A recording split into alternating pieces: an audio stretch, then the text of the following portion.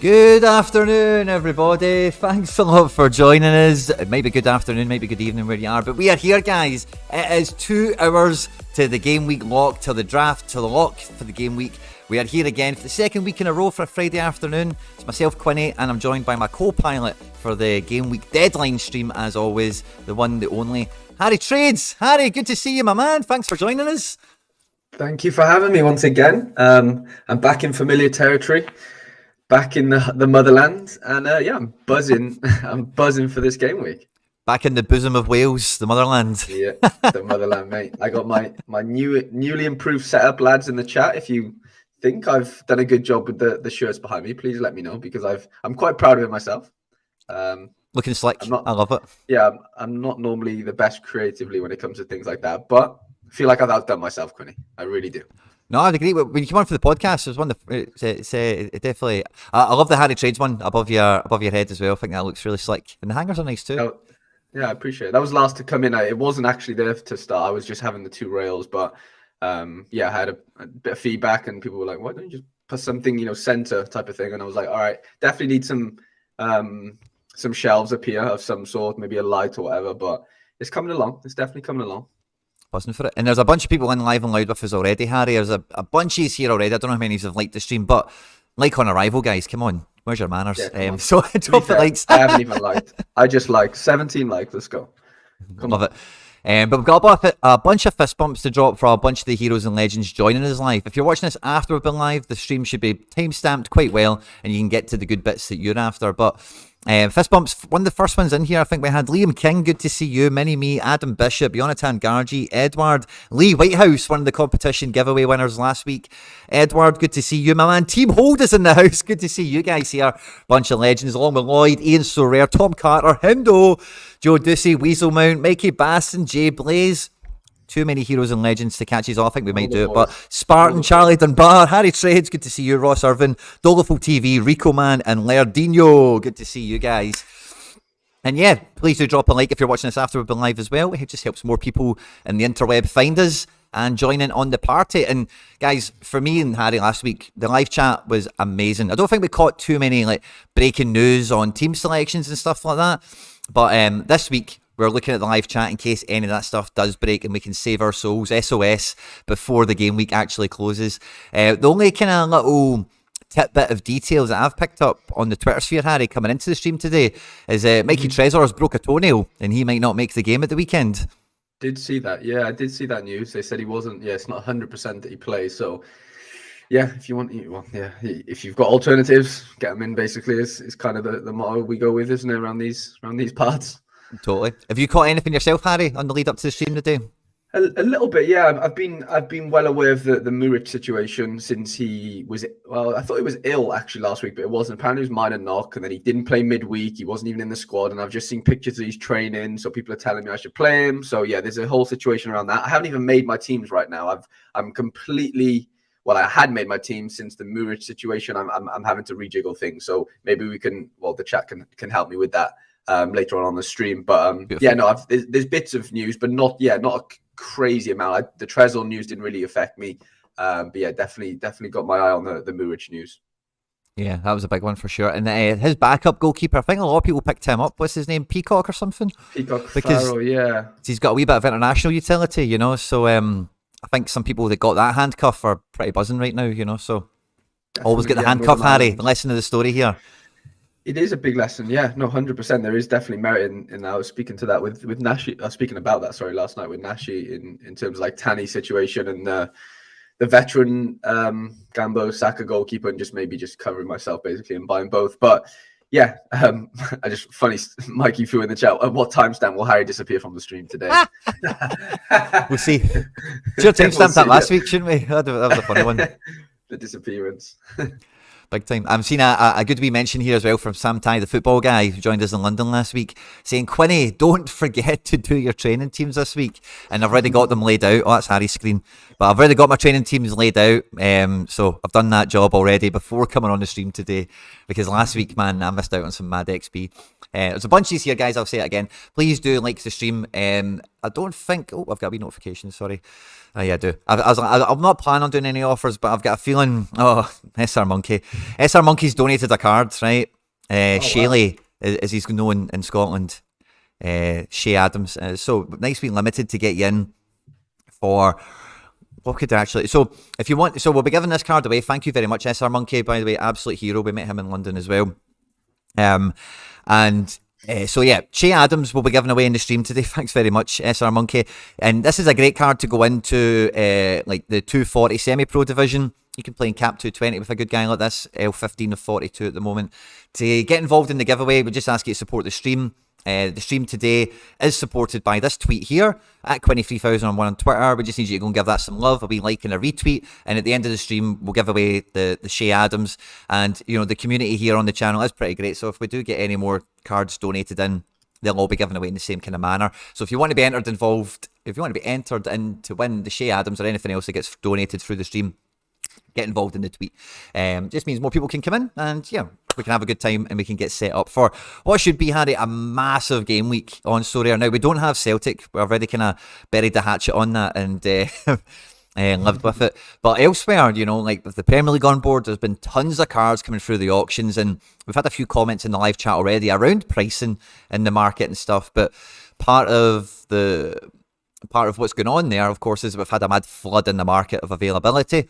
So there should be lots of cards for new players to be picking up and getting stuck into it. So what we normally find when lots of cards hit the market at all scarcities, like we've seen last week, but there's going to be managers all over the world with different priorities, different strategies, and, you know, optimizing their teams in different ways. And I've seen somebody in the midweek, Harry, get the podium in under 23.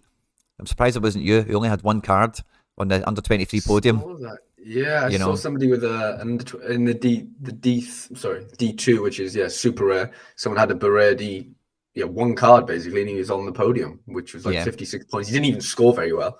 I literally had nothing midweek, literally not a single card playing.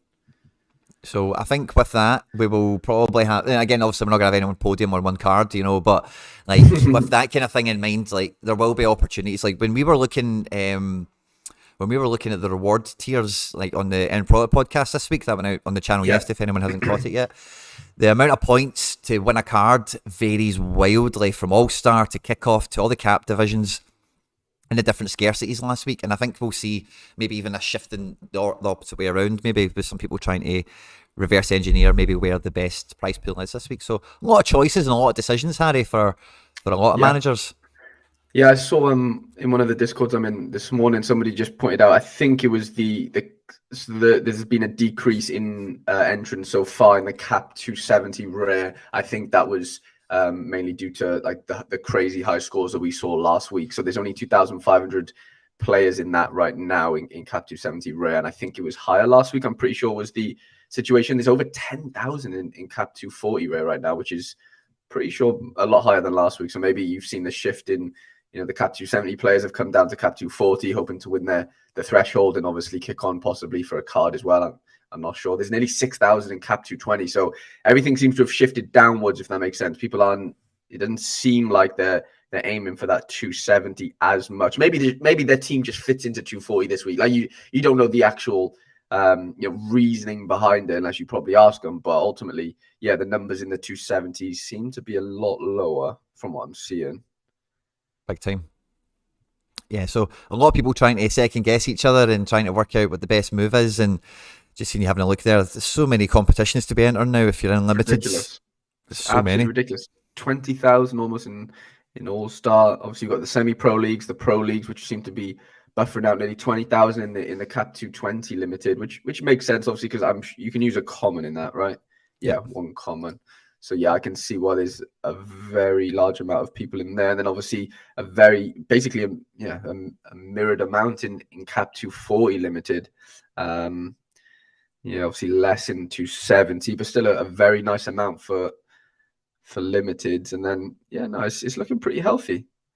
Very healthy. This is pretty low. The Premier League Pro 270, only 1,800 players, 200 cards. Obviously you need the 4 Prem players, I guess, but still a good chance. Yeah, and even the semi-pro one, you only need 1 card, and you can enter that too. You know. that's one thing. Like I just to bring it up, like a load of my buddies, like my high school buddies, are kind of like understanding Sorare a bit more now that the partnership with the Prem is out and they're big FPL players, and they're sort of. It seems like the route to play this game now, to start playing this game, is just to buy one Premier League player or buy one Bundesliga player or buy one whatever top 5 league player in terms of limiteds, and just smash them into the semi-pro league. It's kind of that's the new casual transition basically, which seems to be working pretty well. You just need to buy one card. Like, we're not really asking for much, are we? No, totally. And I think it's just a good kind of access point, isn't it?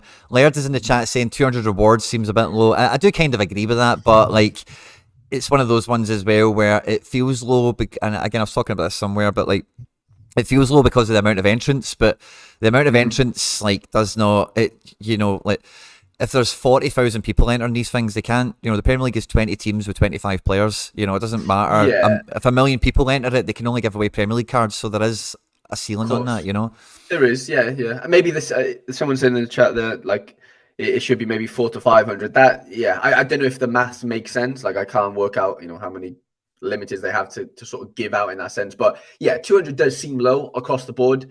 300 maybe a little sweet spot in the middle. I don't know. Does that make that? I mean, it's 50% extra. I'm sure people will be over the moon with that, obviously. But 200 probably does seem low if we're talking 5,000 entrants. Yeah, maybe it is. I don't know. It's hard to really judge, isn't it? Because they've just gone with a flat 200 across the whole board of every semi-pro, every pro, and every draft. Maybe takes them out of, I don't know. Maybe takes them out of the amateurs and throw them into the the paying leagues, i.e. the semi-pro and pro, maybe just to incentivize people to move up faster. I don't know. There's obviously things they can do to redistribute. Maybe, I don't know. Fair enough. I think probably to get the stream started, Harry, we'll go through probably the Premier League for the weekend first of all, just because that is the new big show in town. So I'm just going to open up a wee bit of Play Sharper here, and we'll start off with the Premier League draft, and we'll get into some of the predicted 11s for that. Okay, so we'll start now with the Premier League draft. Okay, so in England, right, well, let me have a look, Harry. What games do we think are going to be the games that are the most decisive on the leaderboard this week? We've got Leeds Man United, that's a bit of a derby. West Ham Chelsea, a bit of a derby. Liverpool Everton, that's a real derby. And then Palace Brighton's a bit of a derby. There's some big games. I mean, just judging off Sorare Data's matchup builder or matchup tab, Man City have a very good fixture on paper, home to Aston Villa. So I think that is probably going to be that decisive fixture. I think if you're not really playing Man City players, that necessarily might not be their defense, because they are leaking goals at this point. You're hoping the Man City score 3 or 4 goals here, and your player is captained, i.e. De Bruyne, Haaland, whatever it is, and they've just smashed. I think I'd be shocked if Man City don't score a couple goals at home to Villa, is basically what I'm getting at. And you're going to need some sort of exposure to one of those players, surely. Yeah, well, the Man City predicted 11 looks to be Kyle Walker, Akanji, Laporte, and Ake in defence with Ederson and goals. A solid midfield there of Silky Ilke, Rodri, and then the Ginger Zidane, KDB. And then the front three, pace to burn on the wings with Mahrez and Grealish, and then that spearhead of Haaland. It looks like a very formidable Man City team at home. And as you say, the odds are very much in the favour of a City win here. Aston Villa over 7-1 to win the match. Expected goals for Man City 2.5, for Villa under 1. An expected clean sheet, 42% chance of that for City is pretty big. Looking at the Aston Villa predicted 11, but Harry, under Unai Emery, I don't know if this team could concede a lot of goals. What do you think? I'm a little bit behind on your stream, so I get a Play Sharper myself, sorry. Yeah, that's no problem, man. Here we go. So what we got? 4-4-2, Young, Konza, Mings, Moreno. Okay. Buendia, Douglas Luiz, Kamara, McGinn, Watkins, Bailey. I mean, they're gonna try and counter attack, aren't they? Away to Man City. There's not really much you can really do. You're not gonna outplay them per se. Do they have enough pace in that team for me to really counter? Yeah, Bailey's quick. Watkins can run the channels, but other than that, Buendia can't run. I mean, if McGinn fit, I mean, Ramsey, either one of them, I guess, or Coutinho. I don't know. I don't know if this team is actually set up to. I just can't see how this team scores, really, if I'm being completely honest. Sorry, Sam, in the chat. I know I'm hurting your feelings here, but this team looks to me as like two banks of four, and we're just gonna absorb as much pressure as we sort of can. And if we break, we break. But I just don't know if there's enough going forward here to really stress that Man City defense. So yeah, I don't know. What do you think, Winnie? Well, we did have a question in the live chat asking if we do think Laporte's going to play. Laporte's on for 80% here. But if he doesn't come in, it'll be Sergio Gomez going into fullback with Nathan Ake tucking in at centre-back. So if there's no Ruben Diaz and no Laporte in this team, can Akanji and Ake do it? I don't know. I mean, they haven't. That's the thing. Laporte and Diaz haven't started for a while. Like they've been sort of bombed out for whatever reason. I don't know what the reason is with Diaz, to be honest, because he's been on the bench and he just isn't getting a look in. Pep's been making some interesting decisions, to say the least, with his starting 11s and not bringing players on and sort of, I don't know. It's just been very, very strange in terms of his approach. Obviously, we saw Cancelo's bust up sort of explode and him leave. So I don't know. There's definitely a bit of a. It's a good time to play Man City. Looking at the other side of things, it's not a bad time to play them. Like it could be a lot worse. So there's definitely worse times to play them, but ultimately they're going to find their gear at some point. It's just, can they settle that starting 11? There's always going to be pep roulette, but ultimately can they get a few goals on the board before they start tinkering and stuff and kind of shut like just trying to kill the game for first half basically. And with the likes of De Bruyne, if he's fit and raring to go, Gundogan, Haaland, you'd expect that, but it's just hard to see for me really how Villa really get out of this situation. Yeah, Jack Patterson's adding in very slim chance that Sergio Gomez would feature even in the event of a Laporte disappearance. Yeah. He reckons that Rico Lewis would probably even fill in at left back in that situation, and I make him quite right on that. Yeah, agreed. I do feel like, for me, like looking at this from the Premier League draft perspective, Kyle Walker on an L15 of 42, if we don't expect Villa to get more than a goal in this game, could be very good, because he should be in the final third quite a lot, completing some passing and all the rest of it, But outside of that, like, I've got two City players in my draft, and this feels like a banana skin game to me. This feels like it could be a 0-0 or something like that. Unai Emery loves to, this setup that we've seen here from Villa, like, I can see this being maybe 1-0 or something, but I see it being quite a low-scoring affair. That might work out quite well for some of the Villa guys, but equally, if you are going for like a De Bruyne or a Haaland and they don't get 3 or 4 decisives, Yeah, you're struggling. Yeah, I think Man City will dominate possession. So someone like Rodri, like regardless of him getting a DA or not, because he just seems to just smash AA anyway. So players like that, I think they're the safer side of the Man City boys, but the whole, the guys with the upside is unfortunately probably De Bruyne. If we're being honest, he is probably going to need a DA to really smash those 80 pluses, but that's the risk you got to take. That's how you basically win these amateur leagues, is ultimately you need those very high peak scores, and you need to captain them, because then you're getting over 100x amount of points, and it just sets up the rest of your boys for success. Yeah. I think we'll probably look at the predicted 11 for Chelsea and West Ham next. Yeah. Okay, so we'll start with West Ham since they're at home. So the predicted 11 for West Ham: Lucas Fabianski, Ben Johnson, Ogbonna, and Aguerd. All those guys are L15 around 50 or so. So I don't think many people will be picking them. The midfield: Kufal, Paqueta, Rice, and Emerson. Again, L15s are all around that 50 mark. And then a front three of Bowen, Benrahma, and Mikel Antonio. Actually, L15 38. Mikel Antonio might be a wee bit appealing, but West Ham very much on the ropes. West Ham and David Moyes in the sack race at the moment, as it were. And just having a look at the table, currently sitting in 17th, with Wolves and Everton maybe actually getting a bit of form last weekend. We'll see how their games go this week, but pressure firmly on West Ham at home this week. What do you make of that team, Harry? What do you make of any of these guys? I mean, there's some big names on that team sheet for West Ham. They shouldn't necessarily be where they probably are, but ultimately the board speaks for the table speaks for itself, and they're just not doing what they should be doing, I guess, and getting results. But I don't know, Chelsea again, not in a great position. Obviously, trying to sort of merge all these signings into a team. Apparently, I can see here Felix is potentially back, and I think we probably will see him. I'd imagine going off Chelsea's inability, I guess, to score goals, especially in the last game against Fulham. So. Yeah, I don't know. It's going to be an interesting game. I think it'll be tight. I don't see a whole lot of goals, if I'm being completely honest. Yeah, obviously West Ham will pile on. They'll do whatever they can to try and nick goals, set pieces, whatever it is, bowing on set pieces, and trying to get a Bonner or someone's head on something. But I don't know. I think West Ham will struggle. I just don't know if Chelsea are actually gonna get the win, if that makes sense. I think it could be a really, really tight affair, this one.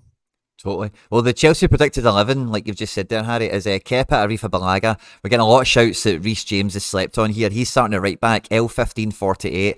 Badiashile and Thiago Silva centre back, Cucurella on the left. And then a midfield three that does look pretty interesting, doesn't it? Mount, Fernandes, and Conor Gallagher. That could be tidy, And in the front three, like you mentioned, Felix on 55%, Mudryk on 45%. So it'll be one of those two starting. Havertz is the arrowhead, and then probably Raheem Sterling, maybe Ziyech on the right. So I'm a wee bit different to you, Harry. I actually could see this game having a couple of goals in. I could see this being 2-1, 2-2, 3-2, something like that. West Ham need the points desperately, and Chelsea, mid-table, they're now under Graham Potter. They are under the cosh big time after all the money they've spent. So I don't think, obviously neither team wants to lose and concede goals, but I don't think either team will be overly reserved going into this match. They both will be aware they need to get a couple of goals to get the win, and we'll probably go after it. Sure.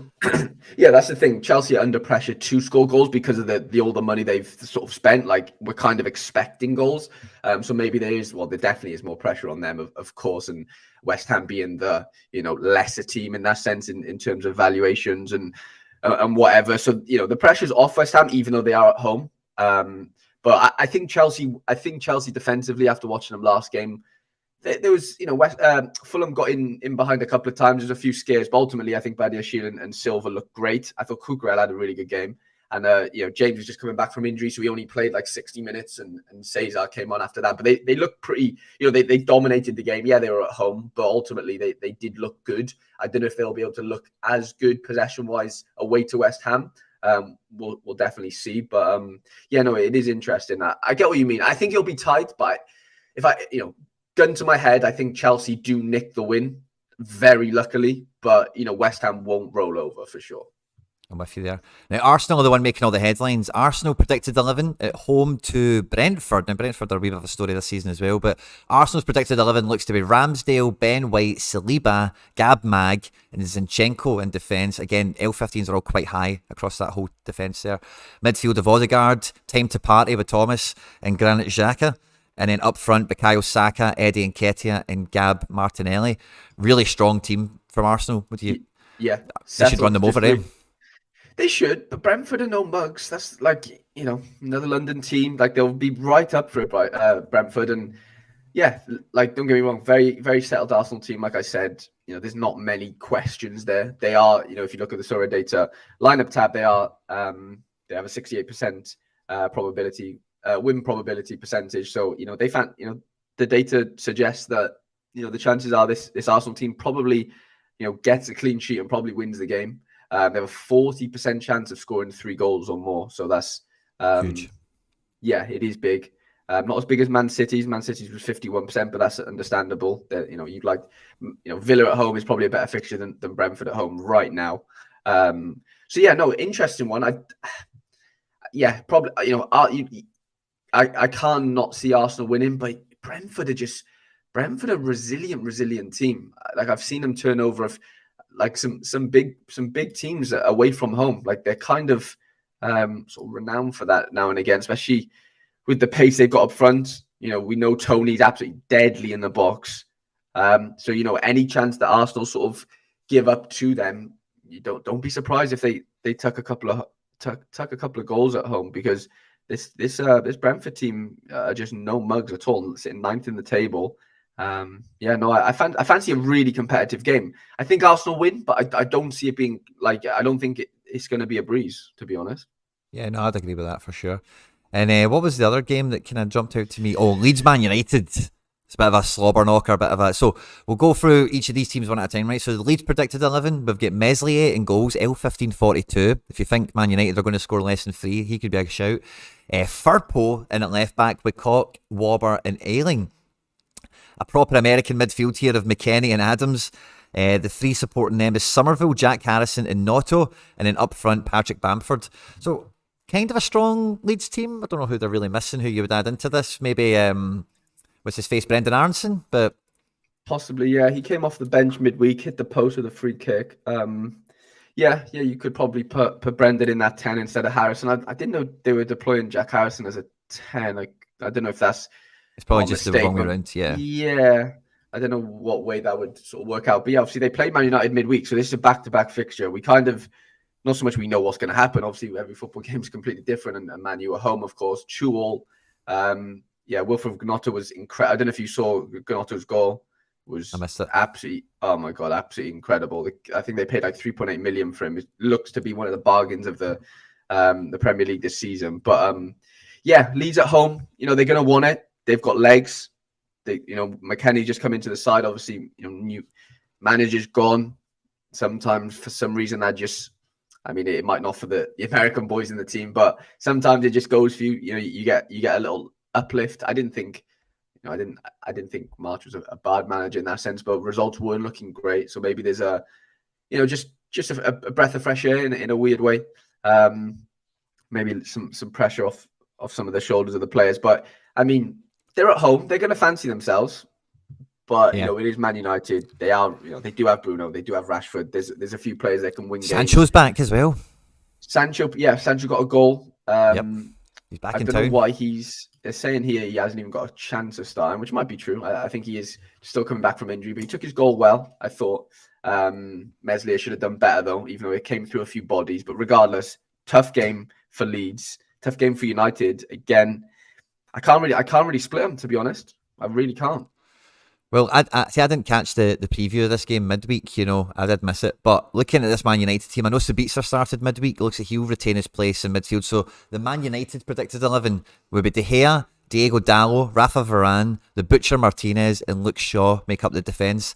Midfield pivot of Fred and Sabitzer, and then a supporting cast of Garnacho, Bruno, and Rashford.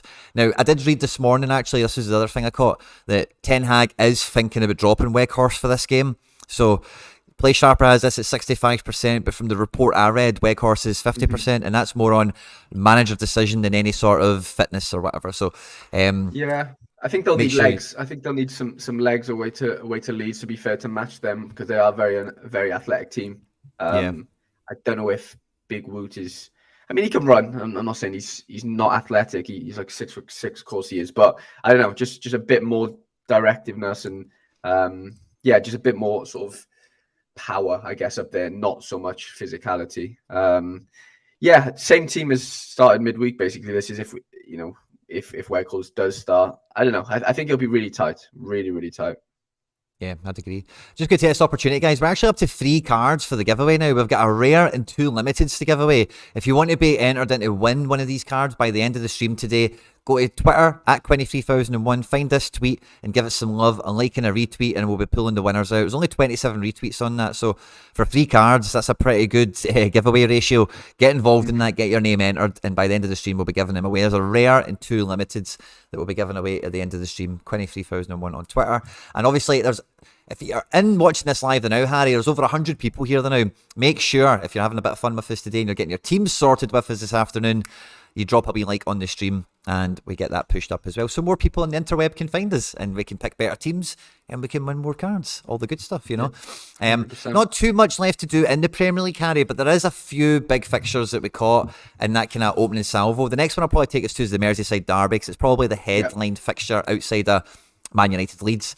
Liverpool and Klopp very much on the ropes himself these days, and at home in a derby, form goes out the window and it's all about doing it on the day kind of thing. So looking at the Liverpool predicted 11, we've got Becker, Trent, Joe Gomez and Joe Matip, very rocky centre defence I would say there. Andy Robertson at left back. Midfield, this is an injury table they've got in midfield today. They've got Naby Keita, Jordan Henderson and Thiago Alcantara, and then up front Mo Salah, Darwin and Cody Gakpo. So a decent team overall, Harry, but that centre defence feels rubbish, and that midfield, it just feels like there's an injury waiting to happen from the first whistle. Yeah, no, I don't have much faith in this Liverpool team right now, to be honest. Even at home, in a Merseyside derby, like you said, all results and form kind of goes out the window, and you're just there to win the game. And Everton, I think Everton will be right up for it. They'll look at this Liverpool team and go, we've got a chance here. We just beat Arsenal, we're going away.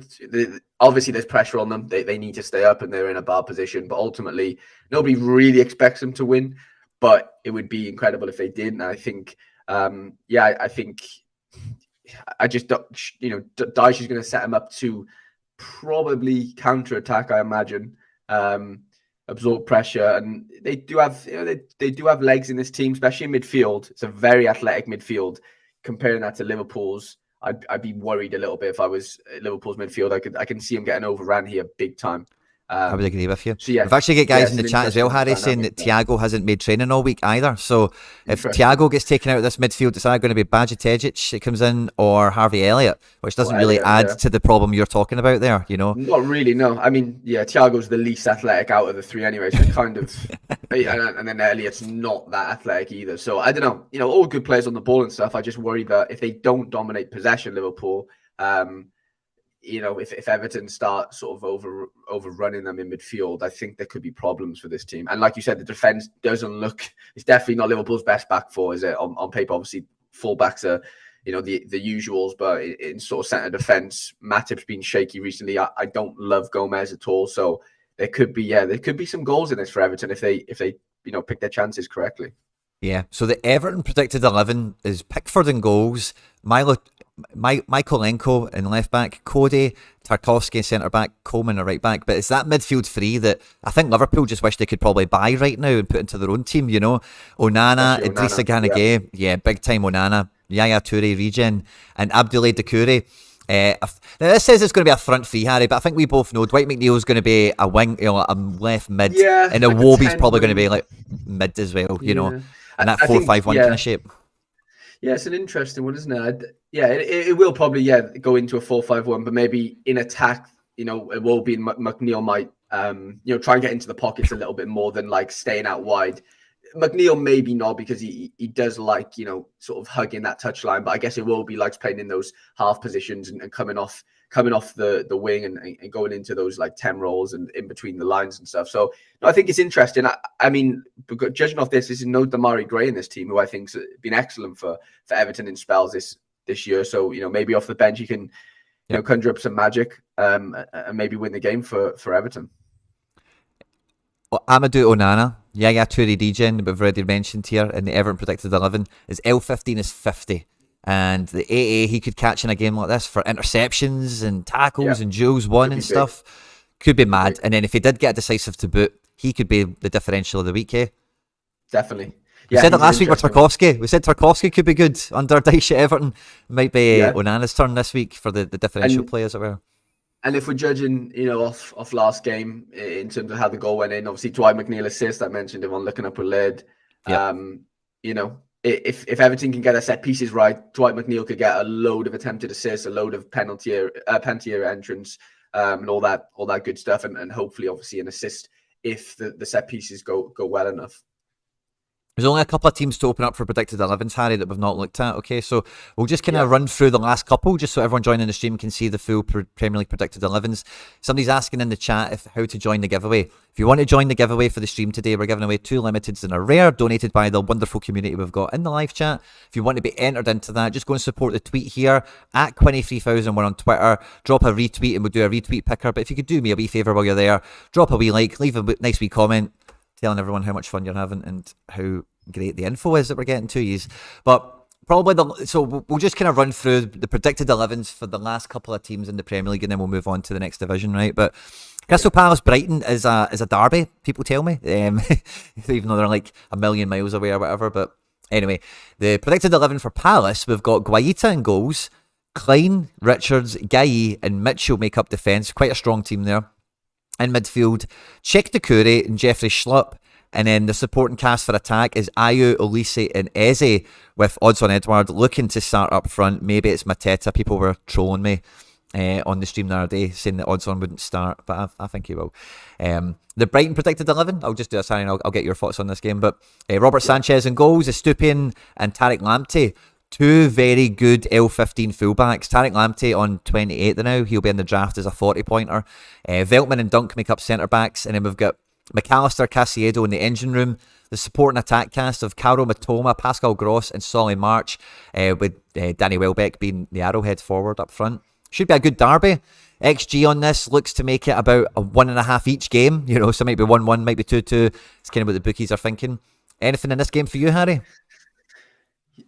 No sort of personal interest in that sense in terms of players, but no, Palace. I know we know Brighton have had an amazing season and are having a really good season, but Palace at home won't be easy to turn over, as the sort of odds and stuff suggest. They think it's a cagey game, and I can't really disagree with that. But Palace, if Palace can get in their groove, if they can dominate possession, if they can get Eze on the ball, Elise on the ball, and sort of find Edouard in between the lines and sort of running off defenders, I think we could see a bit of an upset here. I know Brighton are away from home, but ultimately I do really see Palace doing well here. I'm not saying they're going to steamroll Brighton by any means, but I do have a really strong feeling if Palace can start this game well, I think we could see a nice little Palace win here, or at least maybe with some sort of decisive. You're hoping obviously for yourself a nice little Edouard goal or two would be great.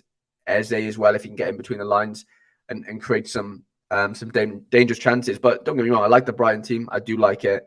I don't know if it's set up for too much success ultimately, but it's obviously, Mitoma's been electric recently. McAllister after the World Cup's been trying to get back into his groove. I really like Pascal Gross. Danny Welbeck's back into the fold, and March has been great. They've got a good front, good front five. I can't knock it, but I don't know. I have a weird feeling that Brighton just might collapse here. I don't know. It's just an inkling I have, but I can't really.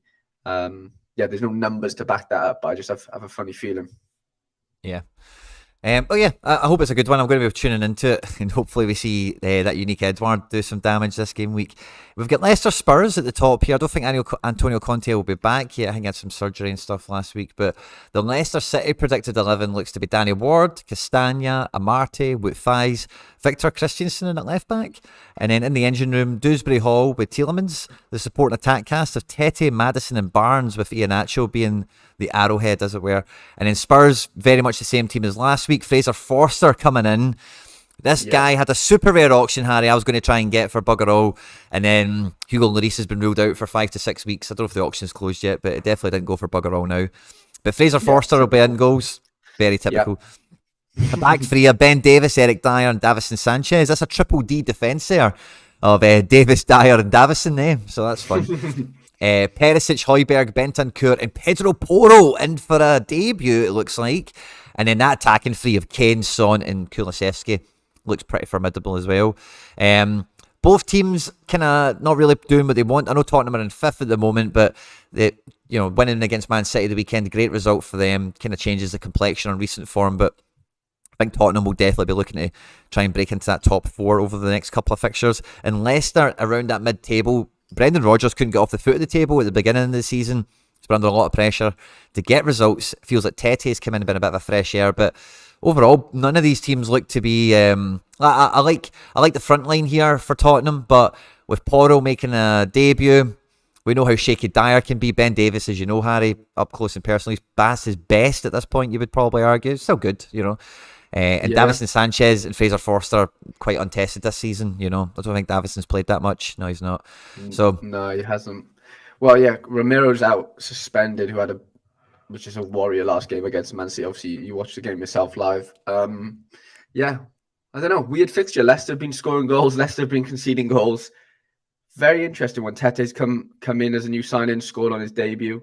I don't know. Interesting one. Obviously, Spurs won't want to concede any goals here, obviously. Kane's just broke the record, so I can't really see a world where Kane doesn't grab a few away to Leicester, to be honest, in the way they're sort of conceding goals. But I don't know. I don't like you said, I don't love the defense, and obviously new goalkeeper. I see that being. I definitely see both teams scoring here. It's just trying to figure out, who is, who are those guys. Obviously, you'd like to think Maddison's going to be involved for Leicester. Iheanacho possibly. Tete, like I said last game, did well, but yeah, Kane, Kulusevski, Son are probably the 3 main candidates. Obviously, stating the obvious that would grab the decisives here. But yeah, I definitely see goals in this game.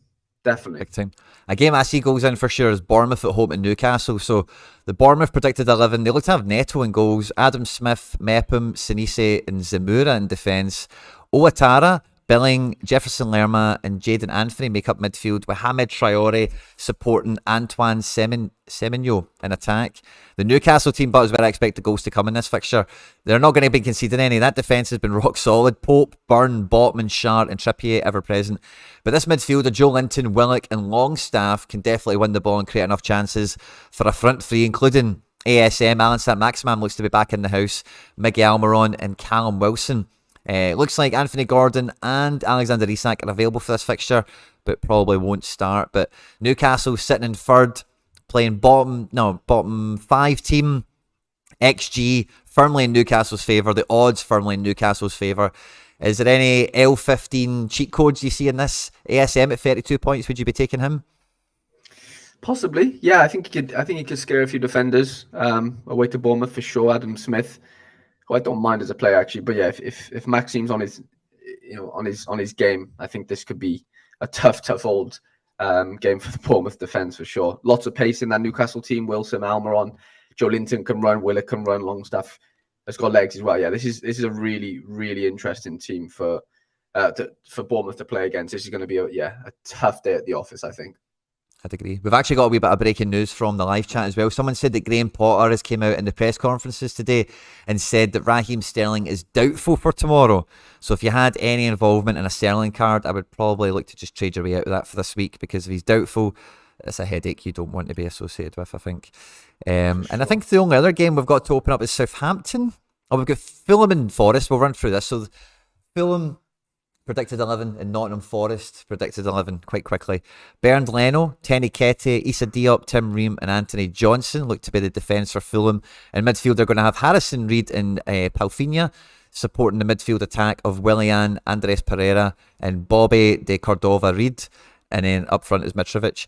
The Nottingham Forest team, Keylor Navas, Serge Aurier, Renan Lodi, Scott McKenna and Willie Bolly make up the defence. A very continental midfield as well of Danilo, Remo Freuler and Aurel Mangala. Morgan Gibbs-White, the talisman, in the number 10 spot, with Brennan Johnson and Chris Wood up front in attack. The odds on this one looks to be, the bookies don't have anyone as a favourite. XG isn't particularly high, but the chances of clean sheets are quite low. So who knows what's going to happen in this game, Harry? Fulham versus Forest, have you got anything for it? No, I mean, I won't be risking my Nico Williams at 45%, is all I know. But yeah, no, Forest have, been scoring goals the last couple of games. They've had a couple of wins. Johnson's been on fire. Chris Wood looks to be set to start. But Fulham are a good side, man. Fulham are really good. When I watched them against Chelsea last week, obviously kept them, kept Chelsea down to a 0-0, no goals conceded. They're strong. They have some interesting players going forward. Bobby, Pereira, Willian, this creativity in that sort of front three behind Mitrovic, who we know can definitely score goals. So yeah, this is interesting. I'd love to see Forest win this, but I don't know if that's going to happen. If I'm being honest, I think Fulham might be too strong. Yeah, I would probably go on that. The whole thing with Forest, it's just Fulham from like 4 years ago. It feels like, too many new faces and too quick turnaround. And I think they've turned around managers once or twice this season already, So, yeah, hard to see them kind of bucking any trend anytime soon. But, yeah, good luck to the Forest fans out there. And the last one is Southampton at home to Wolves. So we've got the Southampton Predicted 11. We've got Gavin Bazinu in goals with Lyanko, Salisu, Bednarek and Peru making the defence. Midfield engine room, we've got Carlos Alcaraz along with Ibrahim Diallo. And then the midfield attack support, we've got Edozie, JWP, James Ward-Beckham or James Ward-Prowse with Mohamed El Yunusi, former Celtic player on the left wing. And it looks like we're going to get a debut for big Paul Onuachu in the Premier League. It might be Shea Adams, who's one of the giveaway cards for today as well. I don't think if Paul starts, he gets 90 minutes.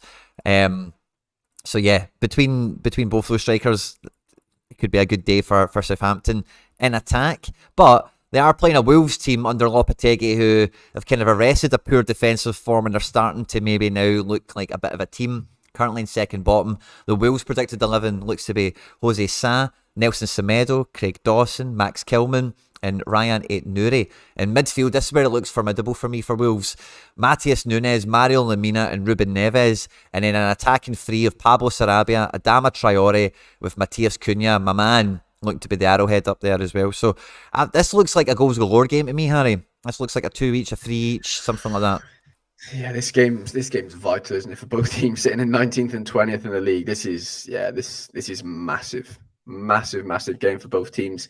Can Ward-Prowse whipping a ball for Big Paul and can he get his noggin on something is basically the formula, I think, for Southampton. I don't really see many other places where they can get goals right now, to be honest. But yeah, Wolves look a little bit better. They'll be resolute. Sarabia back in the side. Cunha, there's some big players here. It's just, have they got the grit to be, sitting in 19th in the Premier League and getting them out of that position type of thing is what I worry about. That's a great word for it, Harry. Have they got the grit to be second bottom and get themselves out of that basement? Yeah, it's a tough. I've never been there myself, but it sounds like a tough place to be. Bringing in Craig Dawson, obviously got a goal last week. Like, they're bringing in a bit of experience to go alongside some of the younger, more sort of exciting players, I guess you could call it. But yeah, I don't know. I do worry a little bit that they don't have that. That British grit, I guess, probably the best way to describe it. That like an Everton might have with like the Connor Codys, the Tarkovskis, those type of boys in there. So I don't know. Maybe that's just a bias of mine, but ultimately, yeah, this is just a massive game, and I'm really struggling to call it. Yeah, it is a tough one for sure. I think that pretty much takes us round. It does take us round the Premier League overall. Sorry, I'm just catching up with notifications and whatnot. But in terms of the other leagues and whatever, guys, we're up to Decepticon 1. Sam Ty, thank you very much. This is up to 3 limiteds and a rare to give away, guys. If you want to be entered into the giveaway, Sam, thank you very much for generosity, my man. If you want to be entered into the giveaway, jump onto Twitter at 23001. Find this little tweet here, give it a retweet and some love. There's about 70 of you entered at the moment. There's over 150 of you or so in the stream today. Please do like the stream. We need to get to over 100 likes when there's this many people here. And I think we're around the 50 mark or so, give or take. So yeah, if you want to get involved to win like 4 cards or something, come on Twitter, like this tweet, get involved. We'll draw the winner before we finish today. We've wrapped up the Premier League draft. Harry, that actually took a wee bit longer than I thought it would have taken. There's so much meat on the bones in the Premier League this week, at the top of the table and the bottom, so a lot of difficult decisions for drafts there. When you're on the Sorare data, like the matchups one, let's have a look at the Bundesliga draft next, okay? Yeah. What games really stand out is what could be the difference makers in the Bundesliga, and we'll do some predicted 11s for them. Yeah, so yeah, the biggest one this weekend for the whole of our Sorare sort of sphere is Bayern Munich at home to Bochum. Quinny, 84% win probability percentage, 55% clean sheet, and a 76 3 goals scored probability, which is the highest of all probabilities this game week. I'm scared for all champion Euro players without Bayern Munich, cards this weekend. And I'm also scared for obviously the under-23 contingency that I don't own. The Musialas, the Upamencanos that look to be fit. So yeah, this is going to be an interesting, not so much interesting as in like, yeah, this is going to be probably where the game week is decided in terms of like, who can hit the hundreds. Cancelo, all those type of boys now are in the side. And I think, yeah, this could be a scary fixture. An interesting detail in the Bayern Munich predicted 11 is we've got Jan Sommer in goals, Cancelo, De Ligt, Upamecano and Davis making up the defence like you said there. But Thomas Müller looks to be deputising for Kimmich. So could we have a Thomas Müller forward card in the Bundesliga draft, rack up some Kimmich AA, and maybe, obviously it's a forward card so the score's slightly different, but so yeah. That Müller could be a good play. Goretzka getting to start along with Musiala, but the front three, Kingsley Coman, L15 of 40. I've got him in my draft. He could be a huge play. Choupo-Moting, L15 of 63. And Leroy Sané looks to be back in the team now over Gnabry for this week. So this could be a huge game for the Bundesliga draft. Who did you pick from Bayern? You can only get 2 players. What 2 are you going to take? So that could be a big one, Harry. Good spot. Yeah. I think that is the anomaly this week. I'm just looking through the other like good fixtures on paper on the Sorare data matchups. There's actually not many of the Bundesliga teams at all in like the top. Honestly, there's not another one for a long. Okay, Leipzig at home to Union Berlin, but that isn't a gimme at all. We know how good Union Berlin have been. That is on paper, Quinny, the next best fixture, and that is like miles down on my list. So honestly, it doesn't seem like there's anything outside of Bayern this week to where you're going to see, crazy sort of crazy scores. That's not to say teams won't score well, players won't score well.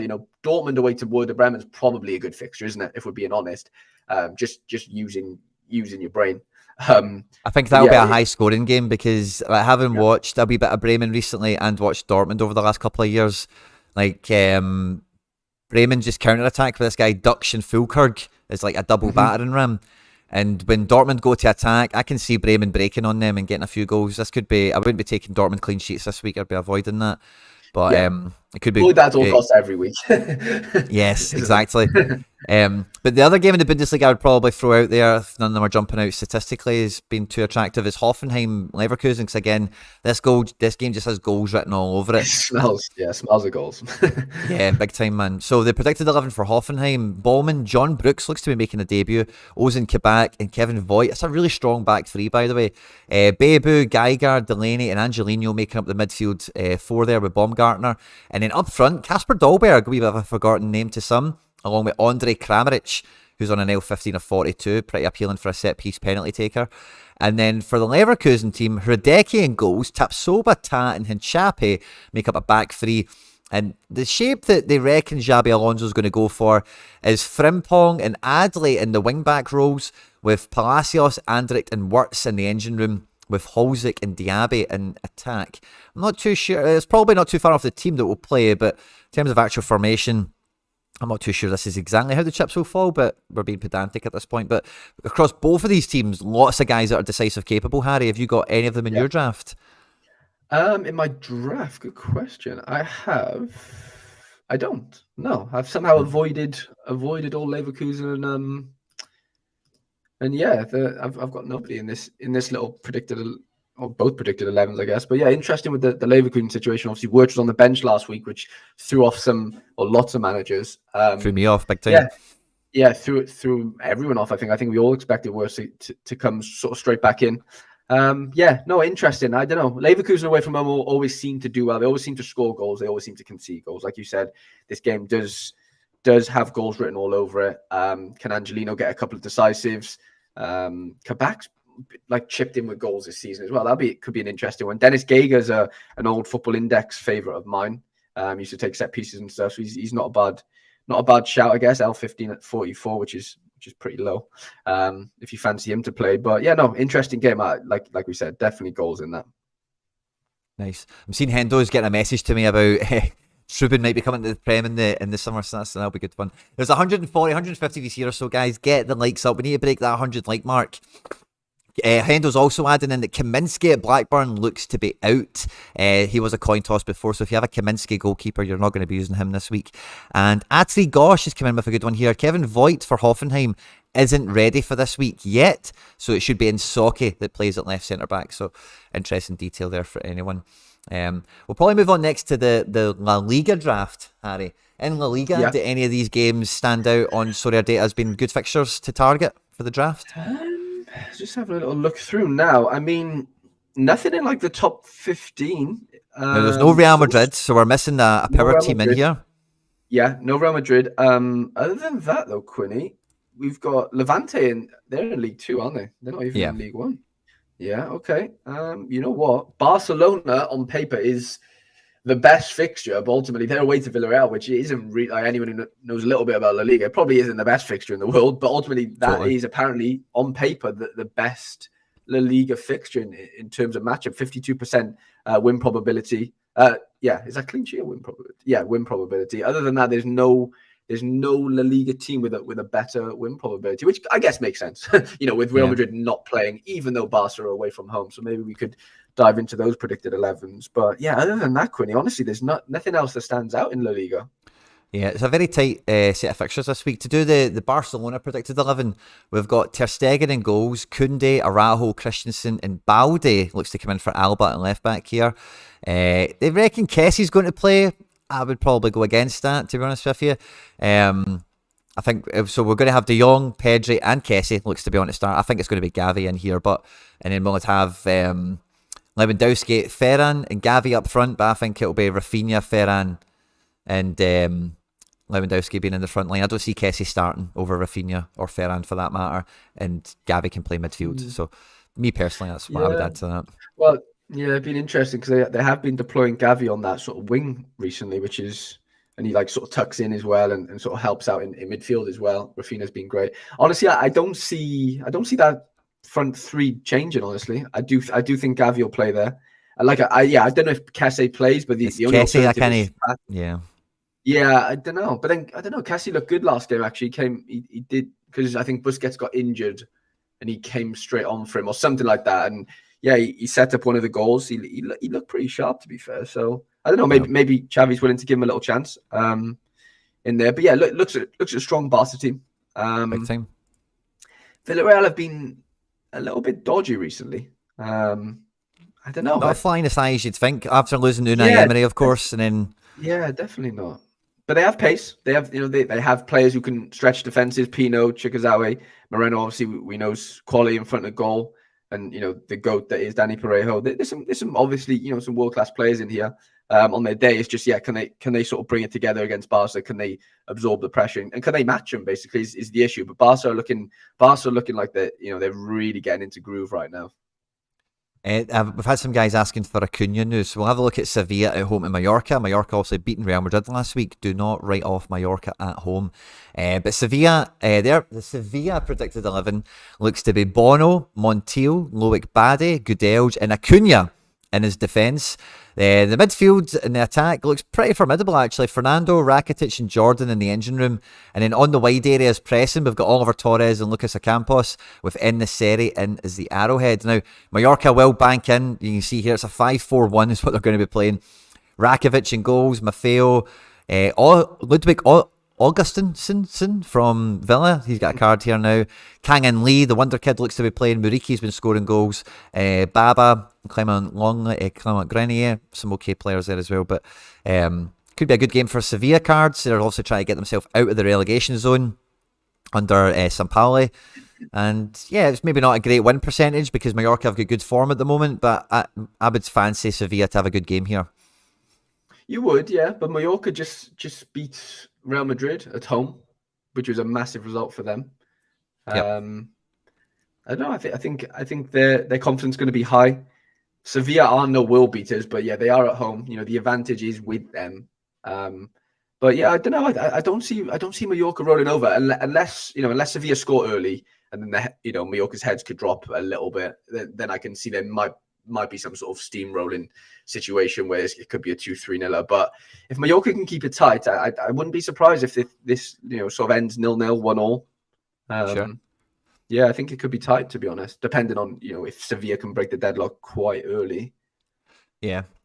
And I think there's only 2 more games in La Liga I would probably cast my eye over just for relevance, and that's Valencia at home to Bilbao, first of all. So the Valencia team at the moment have been a wee bit lacklustre. Also had Gattuso earlier this year. He's out. Somebody else is in. I forget who now. This is just loading. We'll catch up with the live chat. Sorry. John's in the house. John, good to see you, my man. Fist bump. Sven McDermott, good to see you. Lucas Foran. I only started Sorare this week. I have less than £10 to spend to target a limited Premier card. Would Harrison Reed be a good shout? Well, we've seen him in the Predicted 11. I don't think the Fulham team. I think we liked Fulham, didn't we? He could be a shout. Fulham have a good fixture. I don't know how he scores. Let me have a quick little look to see. Who is it? Harrison Reed. Yeah. I rate him in person. Like he's a good player. I just don't know if his scores translate on the field. While you're looking for that, Harry, I've just got the Valencia team on screen now. So it looks like Mamashvili will be in goals again. In defence, we've got Folkweir, Ozkakar, Comer and Gaia. Musa, Almeida and Moriba will make up the midfield. That'll be interesting to see Moriba back. Samuel Lino, Castillo supporting the attack of Edison Cavani. But the boys from the Basque country are going with Unai Simon in goals, DeMarcos, Yeray, Vivian and Lekue in defence. But the midfield of Vesca, Oyhan Sanche, who was a hat-trick hero last week, and Iker Munayin will probably be playing the number 10 spot. Then we've got the Williams brothers in attack with Alex Berenguer. So quite a tight game. Lots of nice players in both teams for different reasons. I like Yunus Musa at L1540 because he can be a bit of an AA monster in a game that's even like this, going box to box and whatnot.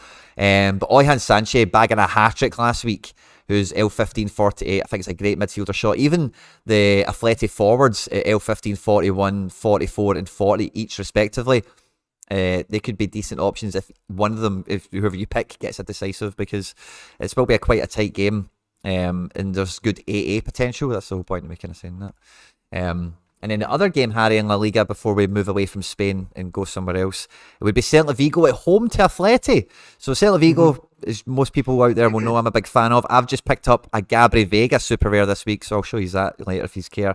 But they look to have Villar in goal, so a backup goalkeeper. Markeson's injured for the rest of the season now. It's a real weakness for Celta. But in defence, they'll have Hugo Mayo, Aidu, Mingueza, and Javier Galan. Midfield 4 looks to be made up of Carlos Perez, Gabri Vega, Fran Beltran, Luca De La Torre, and then an attacking duo of Aspas and Jorgen Larsson, I think, scored last weekend, so he's starting to find his finishing form. And the Atleti team looks to be Oblak, Molina, Savic, Hermoso, and Reinaldo. Midfield of Pablo Barrios, by the way, if you've not watched this kid, get watching him quickly. Koke, Rodrigo De Paul, and Marcos Llorente returning into midfield. And then a front two of Alvaro Morata and Antoine Griezmann. A lot of stars in this game. Yeah, no, some big players there. Yeah, Atletico away from home, obviously, they're not going to want to concede. Do they have the creativity in Griezmann and stuff to sort of unlock Celta Vigo's defense? But ultimately, Celta Vigo are a decent team. Jorgen Larsson's been decent recently, been scoring some goals. Aspas hasn't been as hot as he sort of usually is, but he's always good for a goal.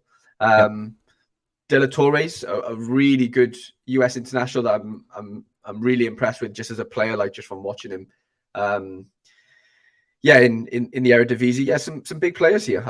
I don't think Atletico. Well, they're definitely not favourites. Well, they are favourites, sorry, but not by a lot. The bookies can't really, sort of distinguish them there. So no, I don't know. This could be really tight, really, really tight.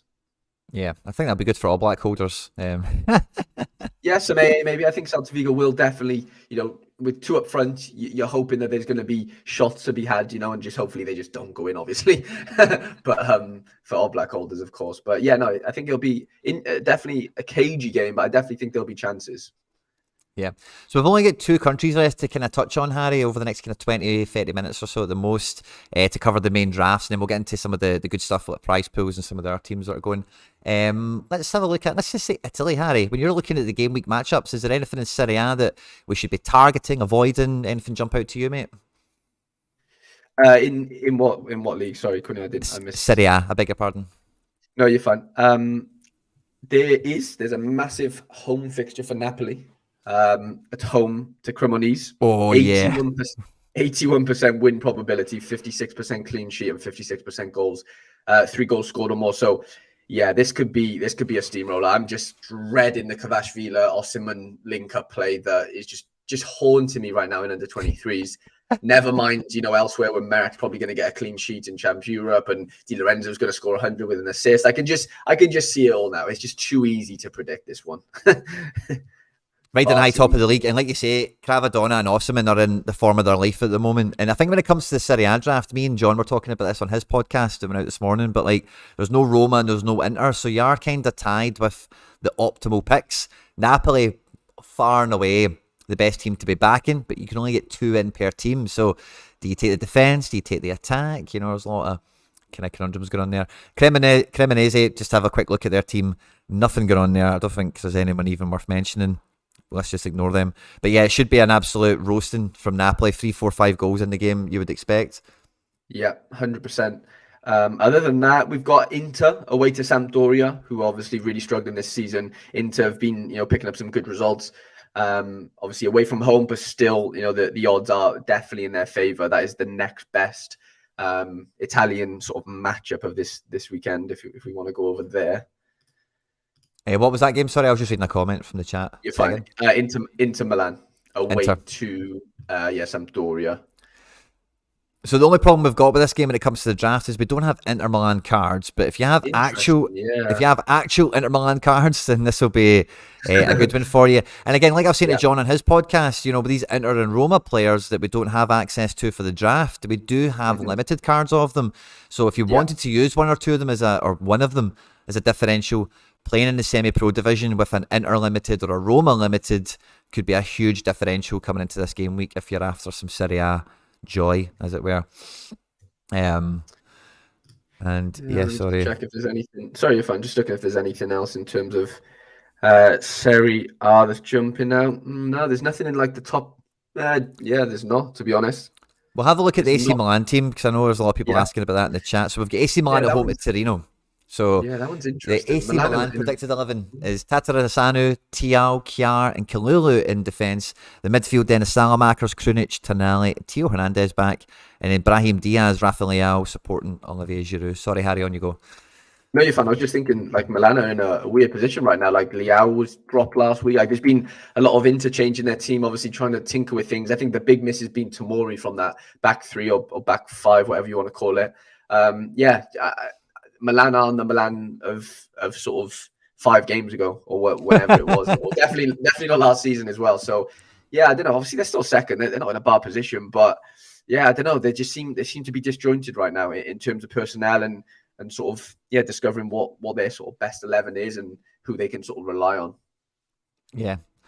So yeah, the team looks good on paper, but the form might not be there. And Torino, Harry, Torino have been busy, man, in the transfer window, not just this one, but in the last couple. If you look at the Torino predicted 11 here, Vanya Milinkovic-Savic, the brother of Sergei, in goals. This guy, Buongiorno? Hey, his name's Buongiorno. Never heard of him before, but he's in defence, along with Per Schurz and Gide. In midfield, we look to have Singo, Adopo, Linetti, and Vojvoda. And then supporting the attacker, we've got Alexei Miranchuk and Nikola Vlasic, the attacker being Antonio Sarabia. I'm quietly hoping that this Michael Adapo doesn't play, and we get a debut for my man. Oh, maybe he's not even in the team now. Is maybe going to play, and that's Ivan Ilic, who's just moved here, but it doesn't look like he's even in contention now for playing, so I hope that's not an injury I need to worry myself with. But yeah, interesting game. And somebody else was asking for Lazio Atalanta predicted 11, so I'll have a look at that, because that should be a great game for the neutral to tune into. That should be like 5 each or something. So the Lazio predicted 11 is Provedel in goals, Lazare, Casali, Romagnoli, and Marusic in defence. The midfield of Sergei Milinkovic-Savic, Danilo Cataldi, and Luis Alberto. Front three of Felipe Anderson and Zacagne, supporting L1541 striker Ciro Immobile back in the team. For Atalanta, we've got Jan Musso in goals, a back three of Demirel, Scalvini, and Toloi. Midfield four there of Ruggeri, De Roon, Coop Miners, King Coop himself, Hans Hateboer, and then a front three of Jeremy Boga, Lookman, and Hoyland, who we were speaking about in last week's episode or something, Harry, I think. So this looks to be a gunfest. This looks to be a shootout between both these teams. Both of them love to attack, hate to defend. Lazio in 5th at the moment, Atalanta in 6th. Could be a good game, this one, Harry. Yeah, this is sort of that Bundesliga, the Leverkusen Hoffenheim thing of I just can't see how there's not goals here, just some big firepower players, Immobile, Felipe Anderson, some guys who can score some big scores on Sorare. And Atalanta have been great though recently. Lookman, Boga, they've been exceptional in terms of scoring as well. So yeah, I'd be shocked if this doesn't have both teams, both halves written all over it. Yeah, I'm with you on that, buddy. Just got the Roma predicted 11 up for anyone that might be playing with Roma cards, but Abraham, Dybala, and Pellegrini look to be the front three. The back three of Mancini, Smalling, and Ibanez. Goalkeepers Patricio. Midfield four of Shawari, Cristante, Matic, and Zalewski. So yeah, Italy, if you're into that. And then that leaves us just with France, Harry. So I think we've got PSG Monaco. That's the big game. So we'll probably, PSG Monaco. So we'll do the predicted 11s for PSG and Monaco now that we're doing the Ligue 1 draft. Yeah.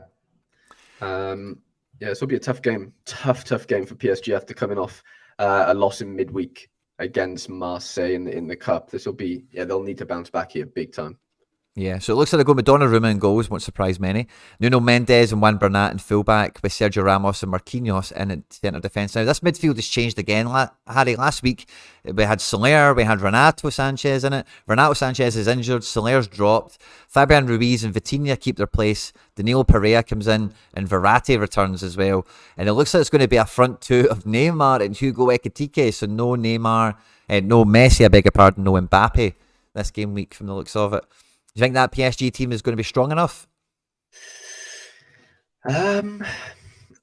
Probably not, if I'm being honest. My play sharp is not loaded. Here we go. I mean, any PSG team's gonna put up a decent battle, but yeah, no Mbappe, no Messi.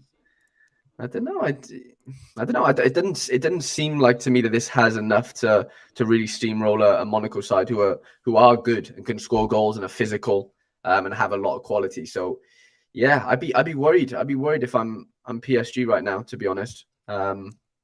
Because this is not an easy game, and losing two in a row wouldn't be fun going into the Champions League and whatever. Big time. Yeah, no, I don't know. I don't love this side at all, to be honest. We've got a great comment here from Adri Gosh saying that Neymar could go big because he loves being the focal point of the team. I could definitely see that turning into the Neymar show in a good way if he turns up. So the Monaco predicted 11 looks to have Alexander Nubel in goals, Ruben Aguilar and Chao Henrique in at fullback, Marapan and Dizassi in at centre back. It's a very, very, very strong defence for me. Double pivot of Yusuf Fafana and Mo Camara, very strong. And then in the wide areas, we've got Golovin and Crepin Diatta, with Breel and Bolo and Wassim Ben Yedder look to be the attack there. So this Monaco team doesn't have many frills and spills on it, but I don't see any weak links here, Harry. It looks like a strong team top to bottom. Strong, mate. Really strong. No sort of, everyone's 90%, which is a delight to see if you're a Sorare card holder of any of these players. It's the dream. It's the absolute dream. It doesn't get any. This is the pinnacle for Monaco card holders. So no, it does look really strong. Don't get me wrong. Does it mean they're going to score very well against a PSG side? Maybe not. But if they take their moments well and are decisive in the right moments from set pieces and from certain situations, then yeah, certain players could definitely score well. I think the defense could do really well, maybe on AA alone. And then you're hoping that Chao Henrique and whoever can sort of try and get in with those decisives, as well as keeping a clean sheet potentially as well. Yeah, and again, some great comments coming in from the chat around the Monaco team and Monaco in general peaking second half of the season. Having a look at France, again, a lot of people are asking about Lille and are asking about Lens and stuff. So we'll probably look at Lens next because they're playing Lyon, and we'll do the predicted 11s for Lyon. Okay, so Lyon are going to have Anthony Lopez in goals. The defence here looks pretty formidable, actually. Lukeba, Lovren, Diamande, and Tagliafico. The midfield, but this is a new name on me. Johan Lepinen is in centre mid, along with Tolisso and Kakare. Cherki season continues. He's going to start upside Lacazette and Bradley Barcola. Yeah. So very strong team from Lyon, it must be said. But Lens, Harry, are sitting in like third or something at the moment, and they don't have that many cards. The only cards that they have that you might be playing is Frankowski, Adrien Thomason, or Lewis Openda. Otherwise, there's not much action going on here. I'm not even sure if these guys get drafted at the moment, because France is a wee bit different. Are you got anything on this game? You got a Cherky? You got Cherky back?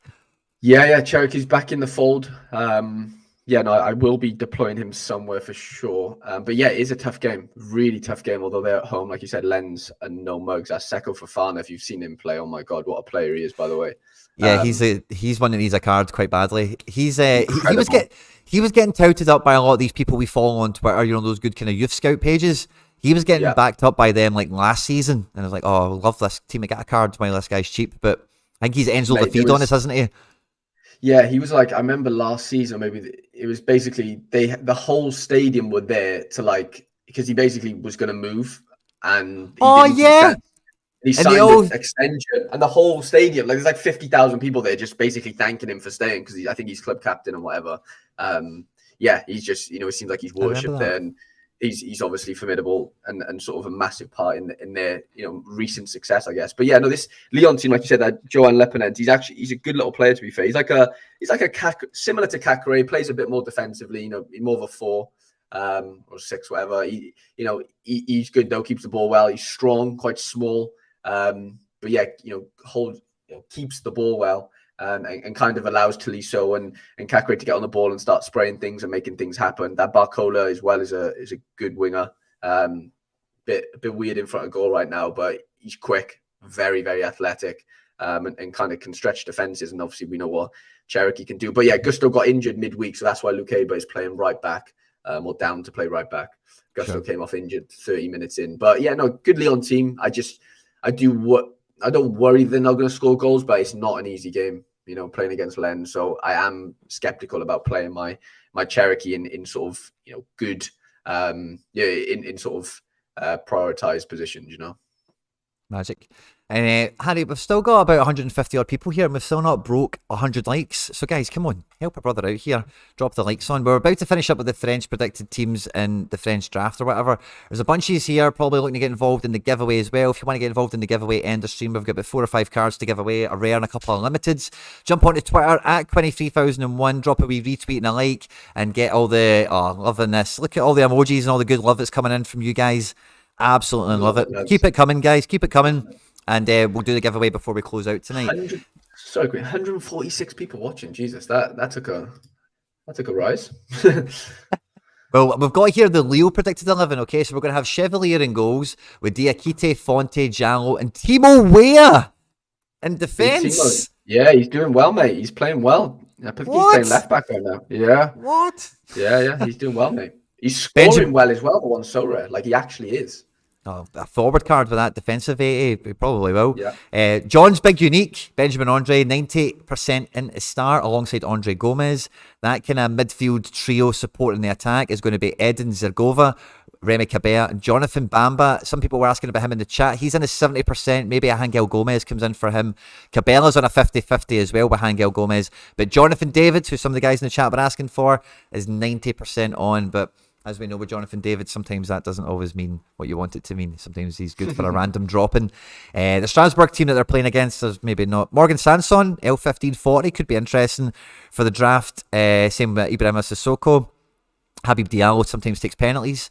But I think Leo are in really good form at the moment. That's a really strong team, Harry, isn't it? Yeah, Lyon look good. Obviously, they lost on pens midweek, though, to Lyon in the Cup. But both, I think it was 2-2 in normal time and then went to extra time. But yeah, no, Way has been deployed at left back, obviously for injury purposes. Andre Gomez, some players here have played at higher levels and stuff in terms of Premier League and whatever. And yeah, no, I like it. It's an athletic, strong. Cabella's in there as well, just sort of putting the pieces together and kind of, being that sort of vocal point in that Leo team. And, on paper, he should be getting the highest scores in this team if things are going well attacking wise. Diallo's a really, really young sort of centre half that scores really well next to Fonte, and I like Chevalier as well in goals. So yeah, Strasbourg is struggling. This smells like goals. You just got to hope I'm hoping that David doesn't score many, but he probably will. He'll do something, Money. He'll definitely do something. But yeah, definitely a good fixture for Leo. Big time. And I think that pretty much takes us out the Champion Euro draft, doesn't it? We've pretty much covered it all, Harry. We did quite well there. We did kind of cover it in an hour, but I think when I was trying to plan the stream with you today, I thought we'd be doing it right from kickoff. It would be the first hour, but we're here now, guys. It's 2:20. It's only 40 minutes to the deadline. We're going to have a wee look now across prize pools, competition entries, and then there's still some really big games probably that we've not looked at, Harry. We'll have a wee look at some of those predicted 11s to see, like, for example, the Trezors that are going to be out and who's Benfica playing, and some of these other games that can mean that make all the difference in the game week itself, basically, So I'm quite aware, going through the predicted 11s, I'm kind of doing a lot of motor mouth talking or whatever, Harry boy. So if you want to take us in, I'll give it onto your screen. If you want to take us through prize pools and head counts, and we'll kind of see how the chips are falling, maybe start with the semi-pros and work our way up, maybe have a look at some teams and we'll kind of get going with all that stuff, if you fancy it. Yeah, let's do it. I still need to build my teams, by the way, so... Oh, that'll be fun. We can do that together. Yeah, I've still not entered any of my teams apart from my drafts, but... Yeah, I mean, we spoke about the sort of the reward pools in terms of all the amateurs and the semi-pros and stuff. We're just looking at, 200 limited for everyone, but head count wise, we're nearly in 200,000 players in the Premier League amateur. What did it get to last week? Like 188,000, I think. Yeah, I think that was roughly what it got to. All over 100k, which is good in terms of the other ones. Just under 20k in All-Star limited, 2.5k prizes. Jesus, which is big. 100 star rares. I don't know how star rare are these star rares though is the issue. Like what do they go down to in terms of personnel? Like is Højbjerg a star rare? Timo Werner. That's the thing. I don't know if I agree with a lot of these sort of valuations, I guess, in terms of how that's done. But regardless, 100 star rares is very enticing, I guess. America Limited, well, we've got 210 prizes. 3.8k almost players. We've got the Bundesliga semi-pros and the Pro Cap 220 1.2k prizes, 3 stars, 4 to 28 win a limited tier 1, which doesn't sound too bad. Cap 240 limited, we've got those rare cards on, well, for top 20, which is nice. Obviously only tier 2s, but better than a kick in the teeth, alongside your star rares, which is always a nice little double bubble situation, as Quinny likes to call it, as well as getting your threshold in there as well. Cap 270, what we got here, 40 rare cards, which is nice, alongside the star rares. So it's, big incentives to sort of, one rare card isn't, it does change things for you, because you could play it into kickoff, I guess, couldn't you? And you kind of, you're working up the ladder that way. If you win, if you come top 40 there, which is really nice. 870 prizes in Challenger, nearly 7,000 entrants. You're looking at 10% everywhere, really, aren't you, in terms of prize distributions? We've got the Premier League tickets, which I don't know how far down do they go. So they go down to 30. Yeah, which is not bad. I don't know why I thought it was 200. It might be in this one. I don't know. Oh no, the top 10 for that one. Okay. We've got Alex Dobbins, by the way, in the live chat telling us that there was 192,000 entrants last week, and Alex Dobbins, friend of the channel, absolute hero and legend, finished 7th. I know. I remember seeing that on Twitter. Al, that's unbelievable, to be fair. Well done, Alex. Ridiculous going, that is. Incredible. Great shift, mate. Top 10. What a man. What a finish. Well done, mate. Stupidly good. Gets down to under 23 limited, 950 prizes, just under 8,000 entrants. Probably goes up to 8,000, I imagine, before the deadline. Better than a 10% sort of win probability there, or prize distribution, whatever way you want to call it. All-star rare, 630 prizes. Basically, we're looking at 10% almost on the dot in All-Star Rare, which is really interesting. Some nice ETH on the podium, as well as obviously the Star Rares down to 15th, tier 1s down to 80th, tier 2s down to 330, which is definitely welcomed. 10% ratio in America Rare, which is nice. We've got Cap 220 Rare, 6,002 entrants, 460 prizes, which sounds pretty decent. Obviously, you can use your limited in there. Cap 240 Rare, we've got 10,500 players. And then obviously those super rares at the top of the podium, as well as the star rares, which is obviously always... I think, didn't someone win Mbappe last week? Or was I just imagining that? I'm sure someone won Mbappe. I'm sure somebody won Mbappe from like a cap division or a kickoff division or something. Yeah, I'm pretty sure it was Cap 240. But obviously he's injured right now, so they've taken him out of the prize pools, which is a little bit annoying. But yeah, obviously on top of the ETH you can win with scoring 250 points or more. Cap 270. See, this is a good little ratio. Like, we're looking at a 12.5% prize distribution on entrance. This could be I think people were scared of being put off from last week's stupidly high scores in that division. Maybe there's a gap in the market there for entering one of your stronger sort of rare lineups and trying to win some in there. Challenger Europe, we've got 280 prizes to 10-inch Champion Europe Rare, 1,600 entrants. Decent numbers here. Like, the chances of that we're not nothing's less than 10% as far as I've seen so far, which is definitely nice to see going into some of these tournaments. Second division, again, a nice distribution, 75 prizes there. 210 in under 23. How many star rares are we looking at here? 7 star rares, which is not bad at all. 32 tier 1s, and then we go down to 106 for tier 2s.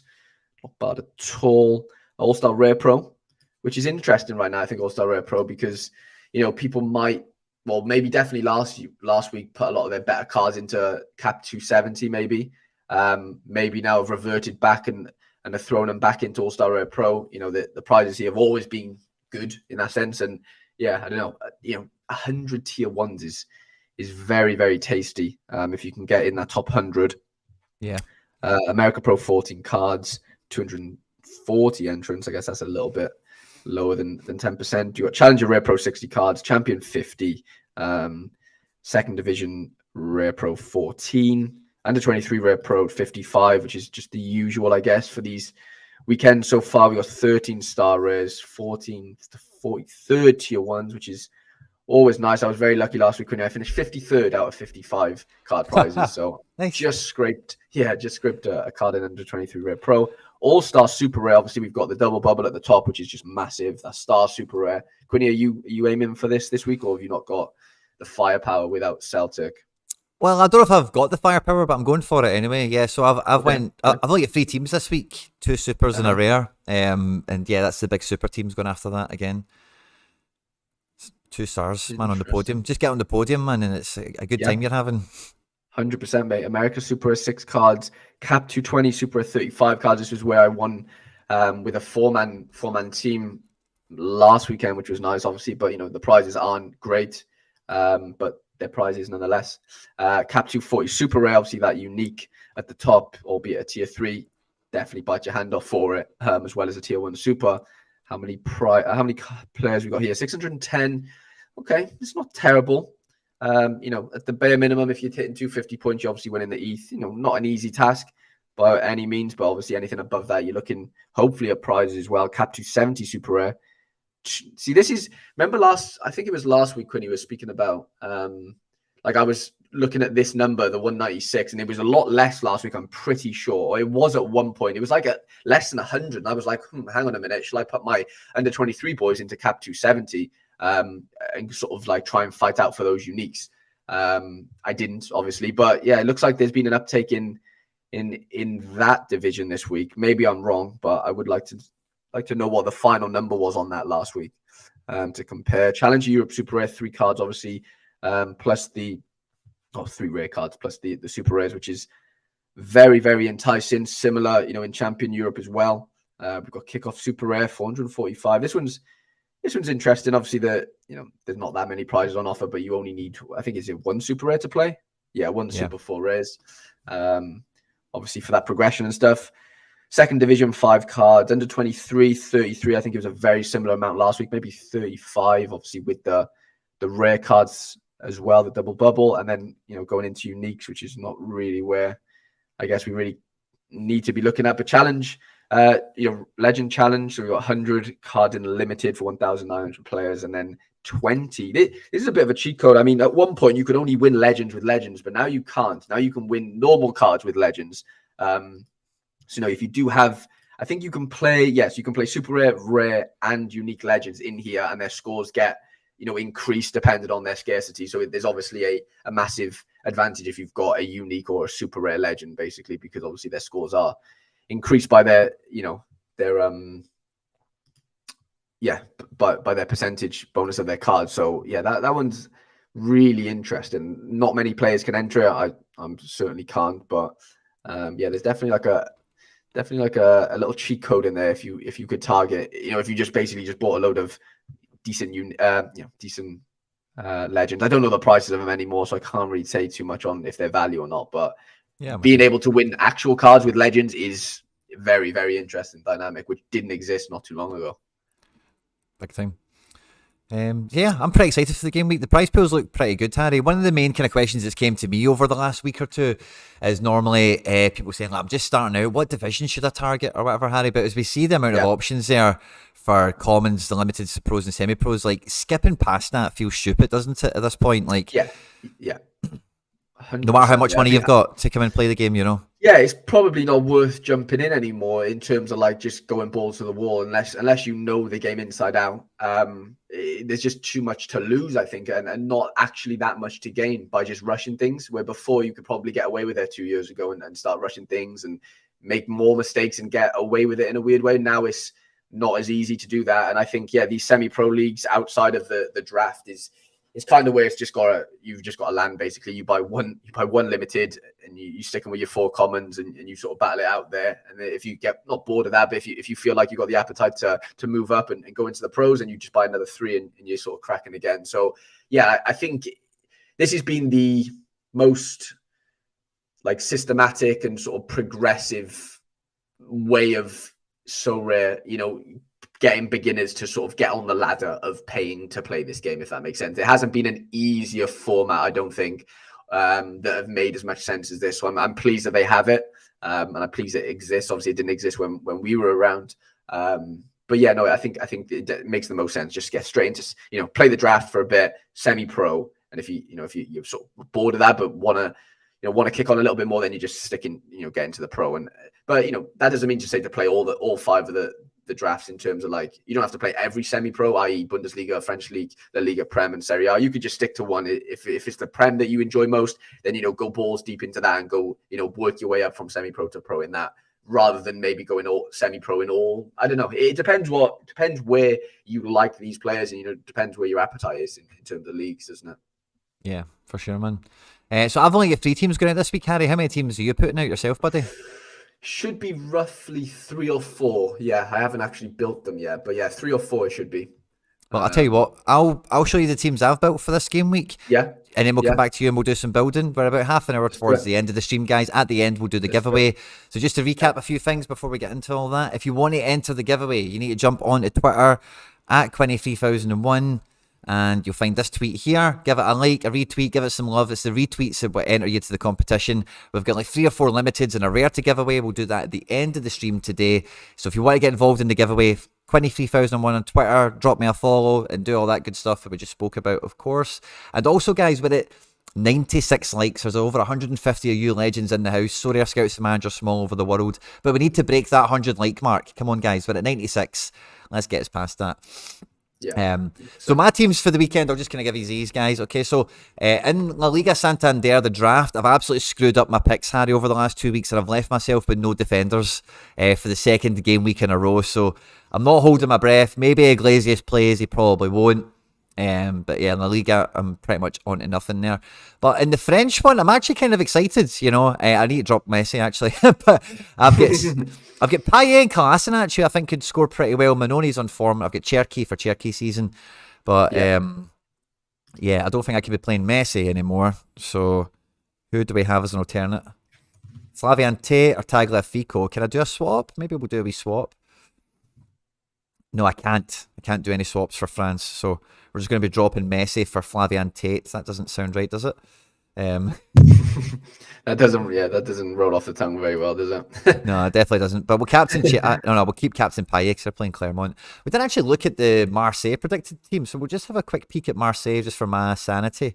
Quickly there, Harry. So we didn't actually look at Marseille. Away at Clermont, that should be a huge game. But, we don't actually have Payet expected to start. It looks like Rongier and Veretout in midfield with Guendouzi and Malinowski preferred. Yeah, so I've screwed the French one as well. But can I do any swaps on France? I don't think I can. So, yeah, I'm screwed. Oh, no, I can actually drop... I could drop him... I can drop, who was the other guy I'm going to drop? Payet. I can drop Payet for Tagliafico because he'll be playing. But it just means the team's really crap, No Messi, no Payet. My 2 big hitters, I've just realised they're not going to be playing. I'm Captain Cherki.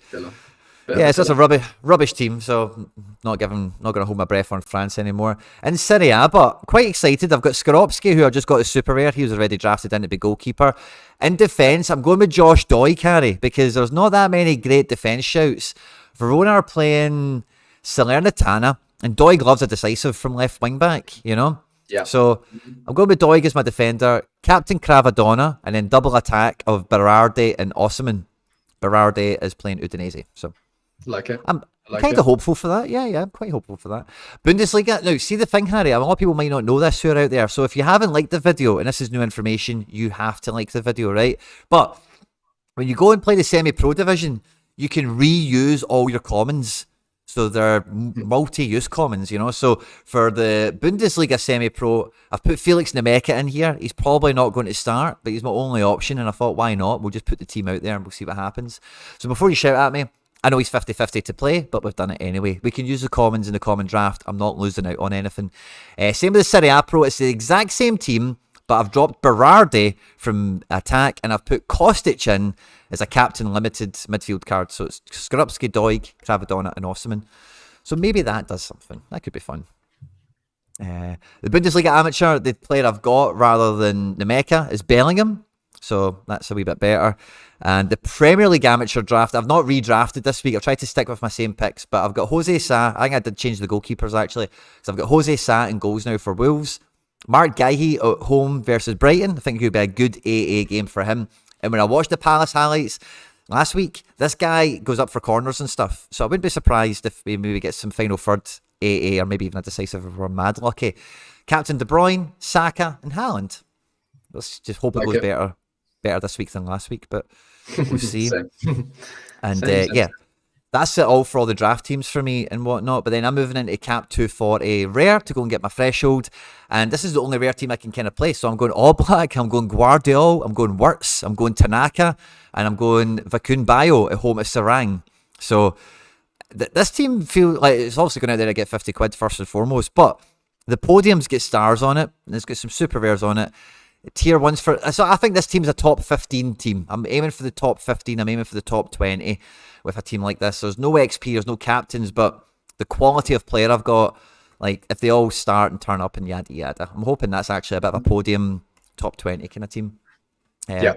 Similar kind of story for Cap 240. Again, I'm going for the ETH, but new recruit, Gabri Vega comes into midfield here. He's decisive, capable. He's at home.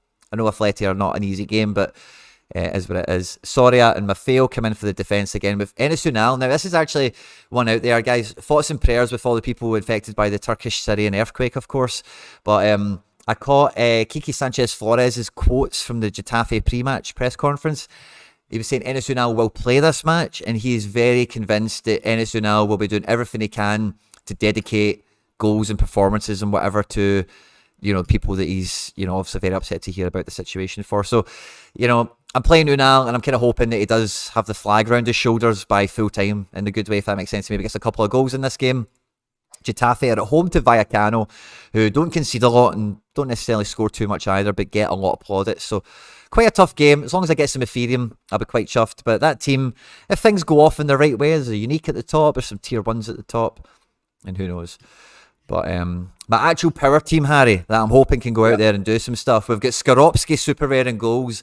We've got Jack Hendry super rare in defence, who is predicted to start for Bruges.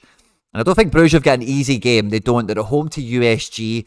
But I'm just hoping for some big AA games out of Jack Hendry here. As long as they don't concede 3, I think he's got the dual success, the clearance in him, the blocks in him to get the AA he needs. I went with Captain Brais Mendes in midfield away to Espanyol. So we'll see how that goes. And then I went with double strikers. Matthias Cunha away to Southampton. He looked great against Liverpool last week. And Odsonne Edouard at home in a derby to Brighton as the unique player. The podium in this division has got starved super rares. It's got tier 1s. It's got rares. It's got ETH on it. This is the podium to go for me.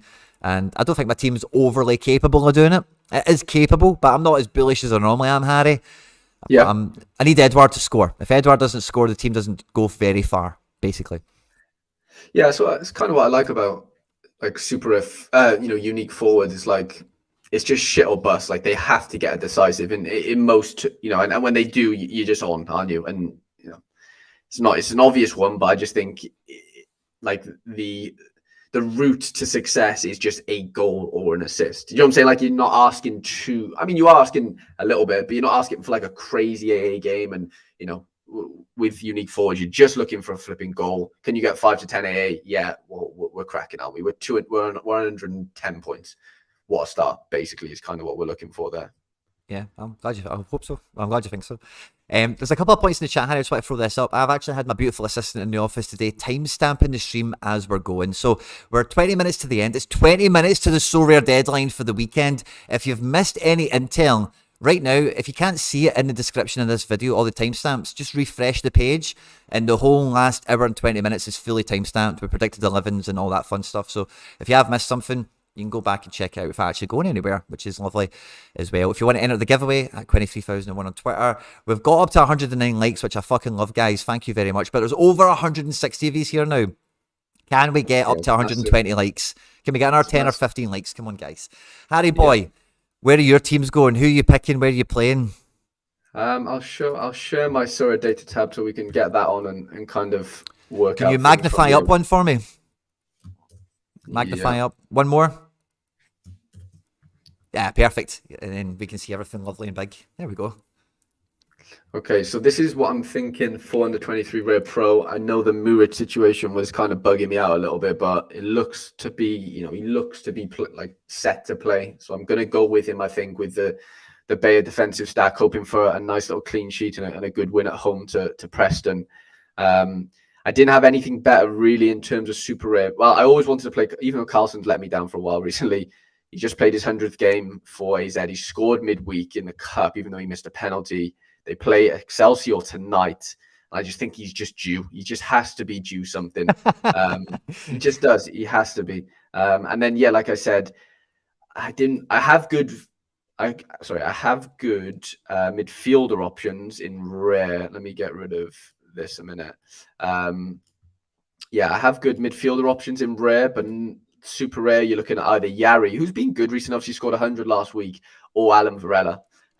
Is kind of the issue. He's away to Cordoba, which I don't love.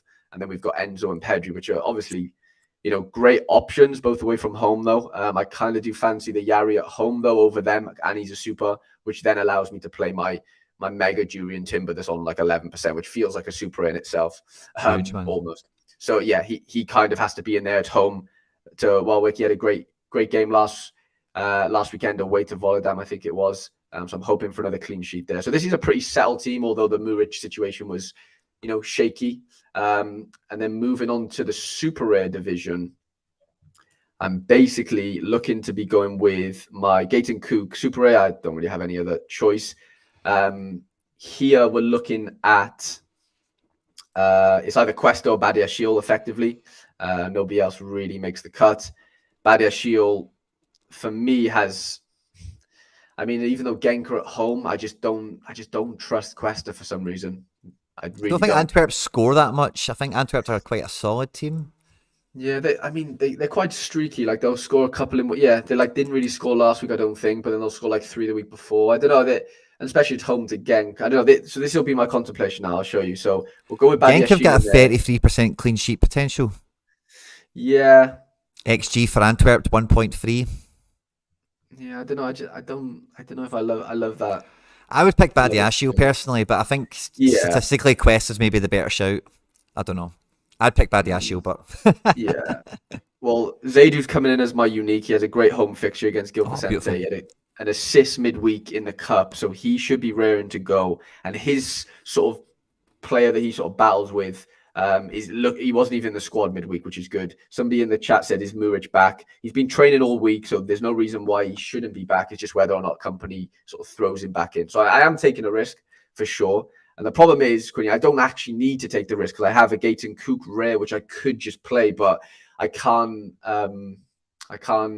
stop. Play Sharper has Muric at 60%. Yeah, but they have Bayer at 60% as well, or 65%, and he was completely rested midweek. So this is a load of bollocks to me, that, unfortunately. The Muric will make sense, but I don't understand the Bayer one. Up front, it's basically Vitesse or João Mario. So Suslov has a poor fixture away to PSV, although he scored really well last week, actually, away to 20. Sorry, at home to 20. But yeah, Vitesse, 2 assists last weekend. They are playing Club Bruges, but I do fancy Galois to sort of get some goals, and I'm just hoping he's involved. So he goes in there as my forward, and then this is where the contemplation is. It's basically Carlos Cuesta or Alan Varela. Chat, let me know what you think. Varela's away to Cordoba, better XP. Cuesta's at home to Antwerp. The problem is, if Cuesta doesn't get a clean sheet, Quinny, we're in the mud, basically, is kind of the issue, because he just doesn't score well outside of that, really. Is kind of my issue. We can go to his form. So Varela's AA over the L15 is higher on average. So yeah, but Cuesta has more upside apparently in terms of ceiling. So that's why I am feeling like Varela's probably the best shout, because I just know Genk are gonna I just have a feeling they're gonna let me down, Quinny, and I just don't know if I can be dealing with it. If Boca concede a goal, it doesn't really change much for Varela. The goal conceded for Cuesta is massive in terms of the swing. So that's why I am feeling like Varela is probably the play. And then captain choice is an interesting one. I'd like to go with Vitesse, but I think it's too DA dependent, especially away from home. I think Badiashile is probably the most obvious one, even though they are away, and he is clean. Clean sheet is a big, sort of pulling point on that. Like I do need them to keep a clean sheet, and there's no given away to West Ham. But that's kind of my thinking with it. I do think Badiashile is probably it's probably the shout for me. What do you think, Quinny? Yeah, I think Badiashile's quite triple capable in a game like this, playing next to Thiago Silva, because he's the big one that's going to be winning aerial duels. He's the one that's going to be intercepting, stepping forward, that kind of thing. So yeah, I think it's a good shout. I make your logic totally spot on. There's a bit of chat in the chat about Varela versus Cuesta here, and it is a tough one, because like you say, for Cuesta, it's very much on a knife edge. That clean sheet bonus can make or break his AA game. Whereas 100%. Varela, I think he's just really looking to avoid a booking for somebody like him, really, Yeah, you just want him to pass his way to like 10 AA that wise, and if he can get a couple, interceptions and duels, you're looking at 25 AA basically is kind of what I'm hoping for. And then that takes him to like an 80 then with his 30% bonus is kind of the goal there. Lads, this is probably the biggest contemplation of the weekend. Do I go Gaten Cook or Diogo Costa as my goalkeeper for under 22 rare? This is an interesting one. They're both away from home. Obviously, on paper, Costa playing, away to Sporting is very tough. But the odds, apparently, they've got more of a clean sheet probability than Mechelen away to UPenn. So, I don't know. I'm leaning towards Cook, to be honest. I don't know really? Yeah, I know it's weird because Mechelen always bloody concede. What do we think about this one? Thank you, Mickey, though, for the Matson news. I will be putting him in somewhere for sure. I don't know. What do you think, Quinny, on this one? I would have thought Diego Costa, because I don't see Sporting Lisbon against Porto as being a high-scoring game, and I think he's a saver. Yeah, you'd hope so. Yeah, okay. Yeah, you'd hope he. Yeah, I agree. Gaten Cook hasn't had a clean sheet for ages, but his AA is always pretty good. You're looking at like a 15 AA. Let me check his form. Yeah, so his average is 11.5. He does have a higher average than Costa. Not over 5 games, though. Over 15 he does. So yeah, it's pretty even. But like you said, yeah, you just got to bank on this Porto game being really, really tight, really, isn't it? Yeah, that's what I think. Yeah. Because I say Sporting Lisbon, whenever they do play, like Benfica, Porto, even some of the good teams some of the teams that are better at home when Sporting Lisbon are away, they're not.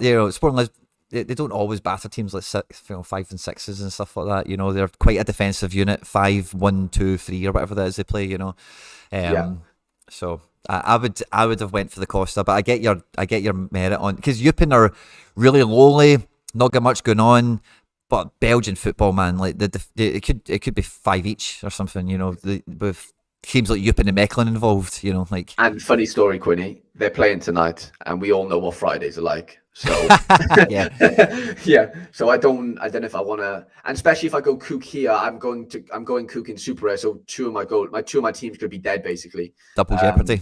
Yeah, double jeopardy. Of course, people saying in the chat, Mechelen have a more chance conceding 3, so I think Costa's probably the safer play. Yeah, that's a good way to look at it. Probably, yeah, you would have to say that Porto have less of a chance conceding 3 than Mechelen. So yeah, we'll go with that. Here, I was thinking Big Thiago, because I don't want to go double buyer just in case for whatever reason it just doesn't go as to plan. So I'm just sort of minimizing my risk there and going with Big Thiago, who has a great game at home. So I'm not sort of losing anything there.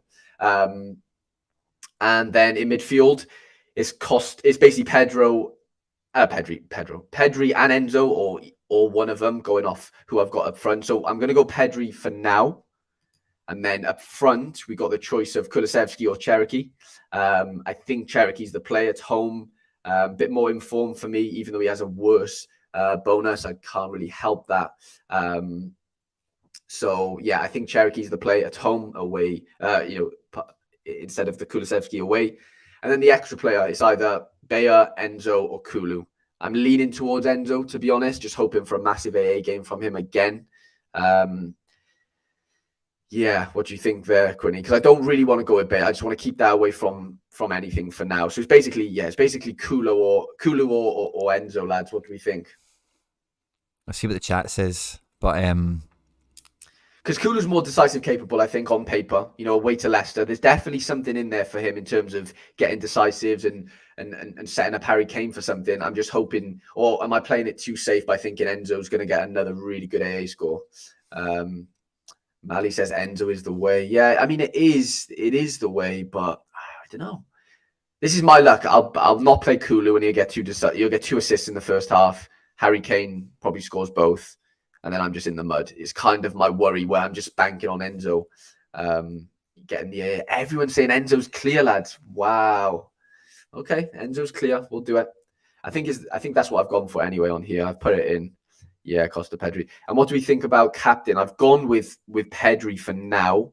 I think because Pedri's taken over set pieces recently, so I do think his AA game has improved because of that, and his decisive capability as a result is increased. Comparing that to Enzo's, I don't think he's got that decisive capability as much right now. I've only seen him play once, so I think I have to go with Pedri in that sense. I get a team a lot, mate. That's kind of that. And then I can throw in, because I still have 2 goalkeepers spare, but I don't have enough outfield players, which is an issue that I've not had for a while. But now somebody said the Matsson's back in training. I am just going to throw in a random, you know what? We're going to do a capped 220 Super Rare team quickly.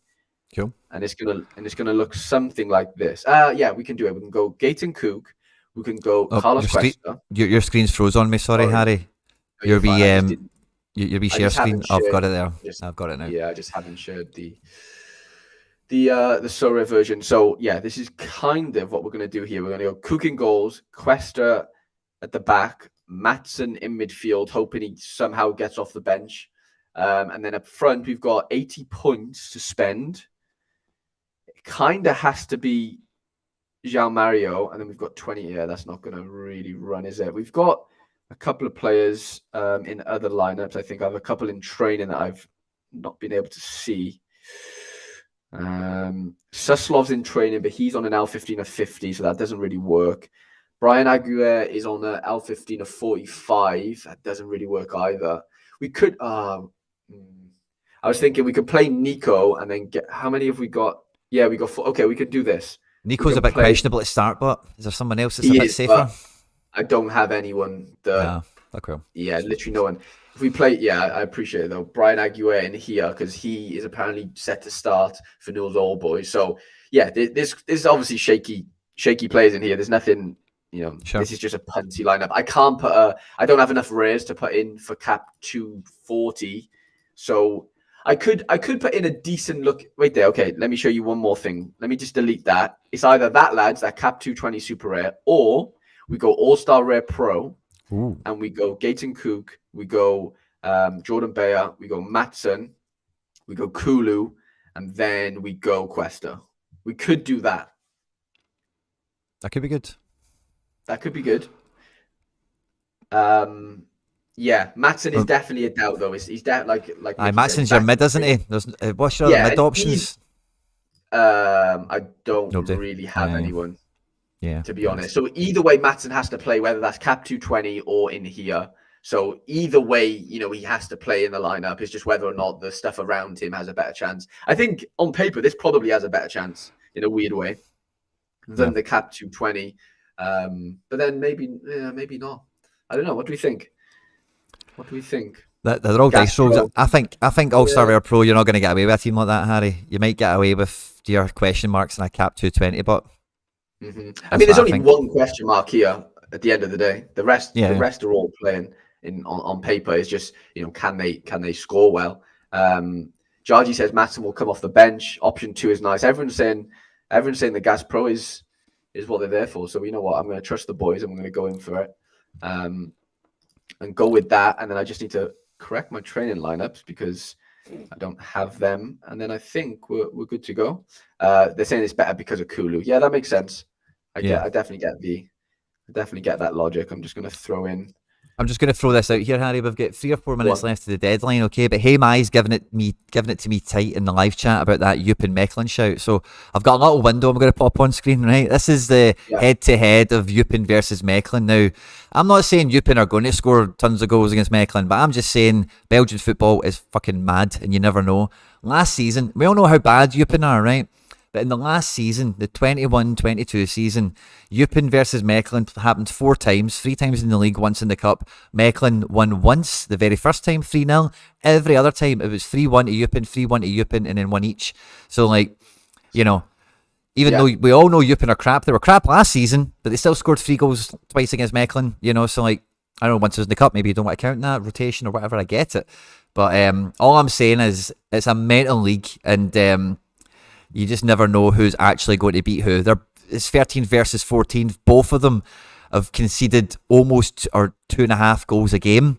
So both their defences, like, it's not necessarily I'm saying Eupen can attack. It's just that both of these teams, like, are just Belgian football anyway. Look at the goals conceded all the way up this table. It's not even a team in 7th has conceded 40, which is about 2 goals a game.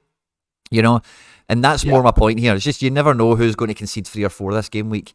And the Belgian league is that mad. It could be 5 each. I'm not saying it's going to be, but that's all I was saying, Ari, that, hey, man, you don't need to hang, drawn, and quarter me here on it. Just try to look out for you guys here. Come on. 100%. Quinny, one last question to the chat. Do we think Carlson captain tonight or Jurriën Timber captain Sunday? Come on, lads. Let me know in the chat. I'm going to go with the the most popular choice. I think most are going to say Timber, if I'm honest, but we'll see. Training teams are in, Sam. Thanks for the double reminder. Yeah, training teams are in. Lads, and Sam's not done his training teams. Sam's still got his own training teams. Sam's been here for 2 hours giving the training team jokes, and he's not even done his own. Absolutely love it, guys. Shocking behaviour. Guys, we're 3 likes away from 120. Going to sort this out before we finish the stream up. We're only going to be here for another couple of minutes. Actually, the deadline happens in like 2 or 3 minutes, and we'll do this. As soon as the deadline locks, we'll do the giveaway, and that'll be our kind of end to the stream or so. But you guys, training lineups, you've literally got, like, Harry, can you get the countdown on screen on your page there, or you'll put the team in now? Yeah, I'm gonna go with Timber, lads. 1 minute and 10 seconds remaining, Harry. I'm going with Timber. I have to. I've been let down. It'll be typical because I've been let down by Carlson for the last 5 games, right? And I know for a fact something's going to happen. Georgie says Carlson for the upside. Oh, I don't know, lads. I'm going to leave it. I'm going to go with Timber. I see 4 Timbers and 4 Carlsons in the chat. Yeah, I'm going to go with Timber. I've just got a funny feeling that he just rocks up to 75, 80 with just passing his life away against Warwick, basically, is my issue. I think it's going to happen. Whew, that was a bit of a sweat. Sorry, everyone in the chat saying it was hard watching me be so close to the deadline. There's a rush to it though. It's like in school when I used to do essays and stuff. Like I had to leave it last minute, otherwise there was just no rush. There was no like motivation for me to do well, if that makes sense. I couldn't do things ahead of time. I had to rush things, and that thrill of doing that. David says Timber, Warwick will sit so deep and he'll rack up. Yeah, that's kind of my thinking as well, David, to be fair. SR Monkey says Carlson. Ooh. Hendo forgot to do his training. It's funny, isn't it? You know, with this new training thing, I think more people forget to do it just because there's only 3 training lineups. Yeah, because you want to pick your 3 for this week. Like, who do I need the XP for? You know, and that changes every week. You know, it's like, because no training system, what I would do and what a lot of people would do is you'd probably put all your DNP guys together and then just don't look at them again for ages. Whereas you don't need to do that now, obviously. So, so yeah, for sure. I've got the tweet loaded up here, guys. So the competition we've ran throughout the stream today was to get involved with, was to get involved with this tweet here at 23,001. There's 114 entries on it now. Thanks very much to everyone who has entered. We're going to load this up and do the giveaway in like a minute. So if you do want to enter and you haven't yet, it's at 23,001 on Twitter. You can't miss it. It's got 114 retweets, so it should be the top thing flying around there. And we've had a gifted membership come in here. TNFA Sorare is gifting away a membership, and that can be collected by somebody in the live chat. So if you want to join the member stream on Wednesday, there's a gift going. Not financial advice, Sorare. Thank you very much for the generosity in the live chat. And Mikey Basson is also saying that the training is right at the bottom of the SO5 arena, so that does help it kind of get lost, as it were, in everyone's planning and preparation. So yeah, I'm just going to load this up now, guys, and we'll do... So these are the cards that have been donated in. We've got a rare pair. I'm just going to call him that, so I can't say his last name, but this guy's been around for ages, and you can tell that because he's 35. He plays for Rosenborg, it looks like. The Norwegian division's about to come back in, and this is a guy that anyone out there can use for like a rare kickoff or something like that, or maybe even use to deal with Pavel Trader or something, who knows. But we'll give that away as a top prize since it's a rare. We also have a Ronald Matarrita Limited, okay, who's got a little blue cross on him, and I'll tell you the script of this. So Matarrita has transferred to Dnipro. Dnipro play in the Ukraine, but they're still in the Conference League. And so they're playing AEK Larnaca. So there's 2 midweek fixtures coming up. They should get past that team from Cyprus, and then you'd get another 2 midweek games. So decently limited there. I'll be picking up for some midweek utility. This guy's a bit of a joker in the pack. I don't think anyone's going to be excited to win this, but you will, whether you like it or not. And then we have Ali here, who looks like a bit of a hero in his green and white stripes. Also donated by Sam Ty, the football guy. And he's got some decent AA about him. 67 in his L5, I see there. And those are the 4 cards that we'll be giving away. So Per will be the number 1 prize. Let's say Ali is going to be number 2, Matarrita number 3, and Schmeldel number 4. Okay, awesome. So we'll load the tweet up and just so you know. So awesome, Harry. Sorry, I'll stop talking now in case you want to come in first. No, you're all good. I'm just buzzing that everything's locked in now. I can't make any more tinkers. And yeah, it's just ready to rock and roll now. That's it. So we'll pick the first winner to win the rare, okay? On the count of 3, Harry, you ready? Who's going to win the rare pair? Is it someone we know? Is it someone new? Hyper SKRT, congratulations to you. We'll just shoot you a wee DM. Rare pair. Magic, congratulations to you, my man. Can we do a redraw? And then we'll just get the next winner out. So let's maybe even just refresh it again. We'll refresh it again, Harry. So number 2, this is for the alley, the limited alley. No pictures, we don't care about that in case anyone's just jumped on Twitter to get involved. To win the limited alley. Let's hope again it's somebody we know. All the entries are loaded there. Hundreds of these have entered. Thanks very much for all the likes, guys. We're at 118 likes. Come on. Can we get another 2? Let's get to 120. Come on, guys. The second prize is going to go to Andrea, haha, Andrea, haha. And you have won. Congratulations, you have won Ale. You won Ale. Well done to you. And then I think can we do it again? Redraw. So this is to win the Matarrita. Well done, Sanche Diwan. Congratulations, my man. Matarrita. Winner. Loving that. And then we'll do the final one, the Booby Prize. Who is going to win the Booby Prize? We have... Oh, it's a friend of the channel. It's Jerm. Jerm has won the Booby Prize. Booby Prize for you, Jerm. Booby Prize. Booby Prize for you, Jerm. Congratulations to everyone that took part in the giveaway for the stream. Harry, I've had a great deadline stream, mate. Thanks a lot for joining me, mate. It's been jam-packed, mate. It's been really good. I thought it went well. Yeah, good luck, Harry. I hope you smash it this game week. I hope you're 1 point behind me everywhere. We're competing in the same division, obviously. Thank you, man. Same goes for you. Yeah, no, I really hope you get some success. Oh, what have you remembered? Alan, we've not given away Shea Adams. Shea Adams was the first reward that we got to give away today, and he was missed. So we still have Shea Adams, actually, guys. We'll give it away, guys. Last chance saloon, right? If you have just entered, you can enter now. Oh, we're up to 117. Right, we'll enter it again to win the Shea Adams. We've got one more card to give away. Oh, love that. Brilliant. Well done, Alex Dobbins, on the catch there, my man. So to win the Shea Adams, what I think is probably one of the best prizes here, Shaley, as we call him in Scotland. Hendo's been getting me up to speed with the Scottish patter on the Scottish national team that I'm stacking. But there we go. So to win the Shea Adams, let's again hope it's somebody we know. One of the legends that's been in the live chat. Let's see it. It's Martinez! Congratulations, my man. Oh. I think if this is Martinez, I think it is. He's been a big contributor on the Road to Glory series, and congratulations to that. I see somebody in the chat who is one of the winners saying that you've replied to me. When I come off the stream, buddy, I'm going to zip them all around across Web3 and get them over to you as quick as I can. You don't need to do anything. Just reply to me in that DM I've sent you on Twitter with your Sorare club name. I'll come in there, obviously, and congratulate you, drop me a wee high five and a fist bump and all that good stuff. But yeah, good luck, Harry. Wish me luck. Good luck to everyone that joined us today. I hope you had a great time. And we'll catch you on the next one. Yeah, massive good luck, lads, for this weekend.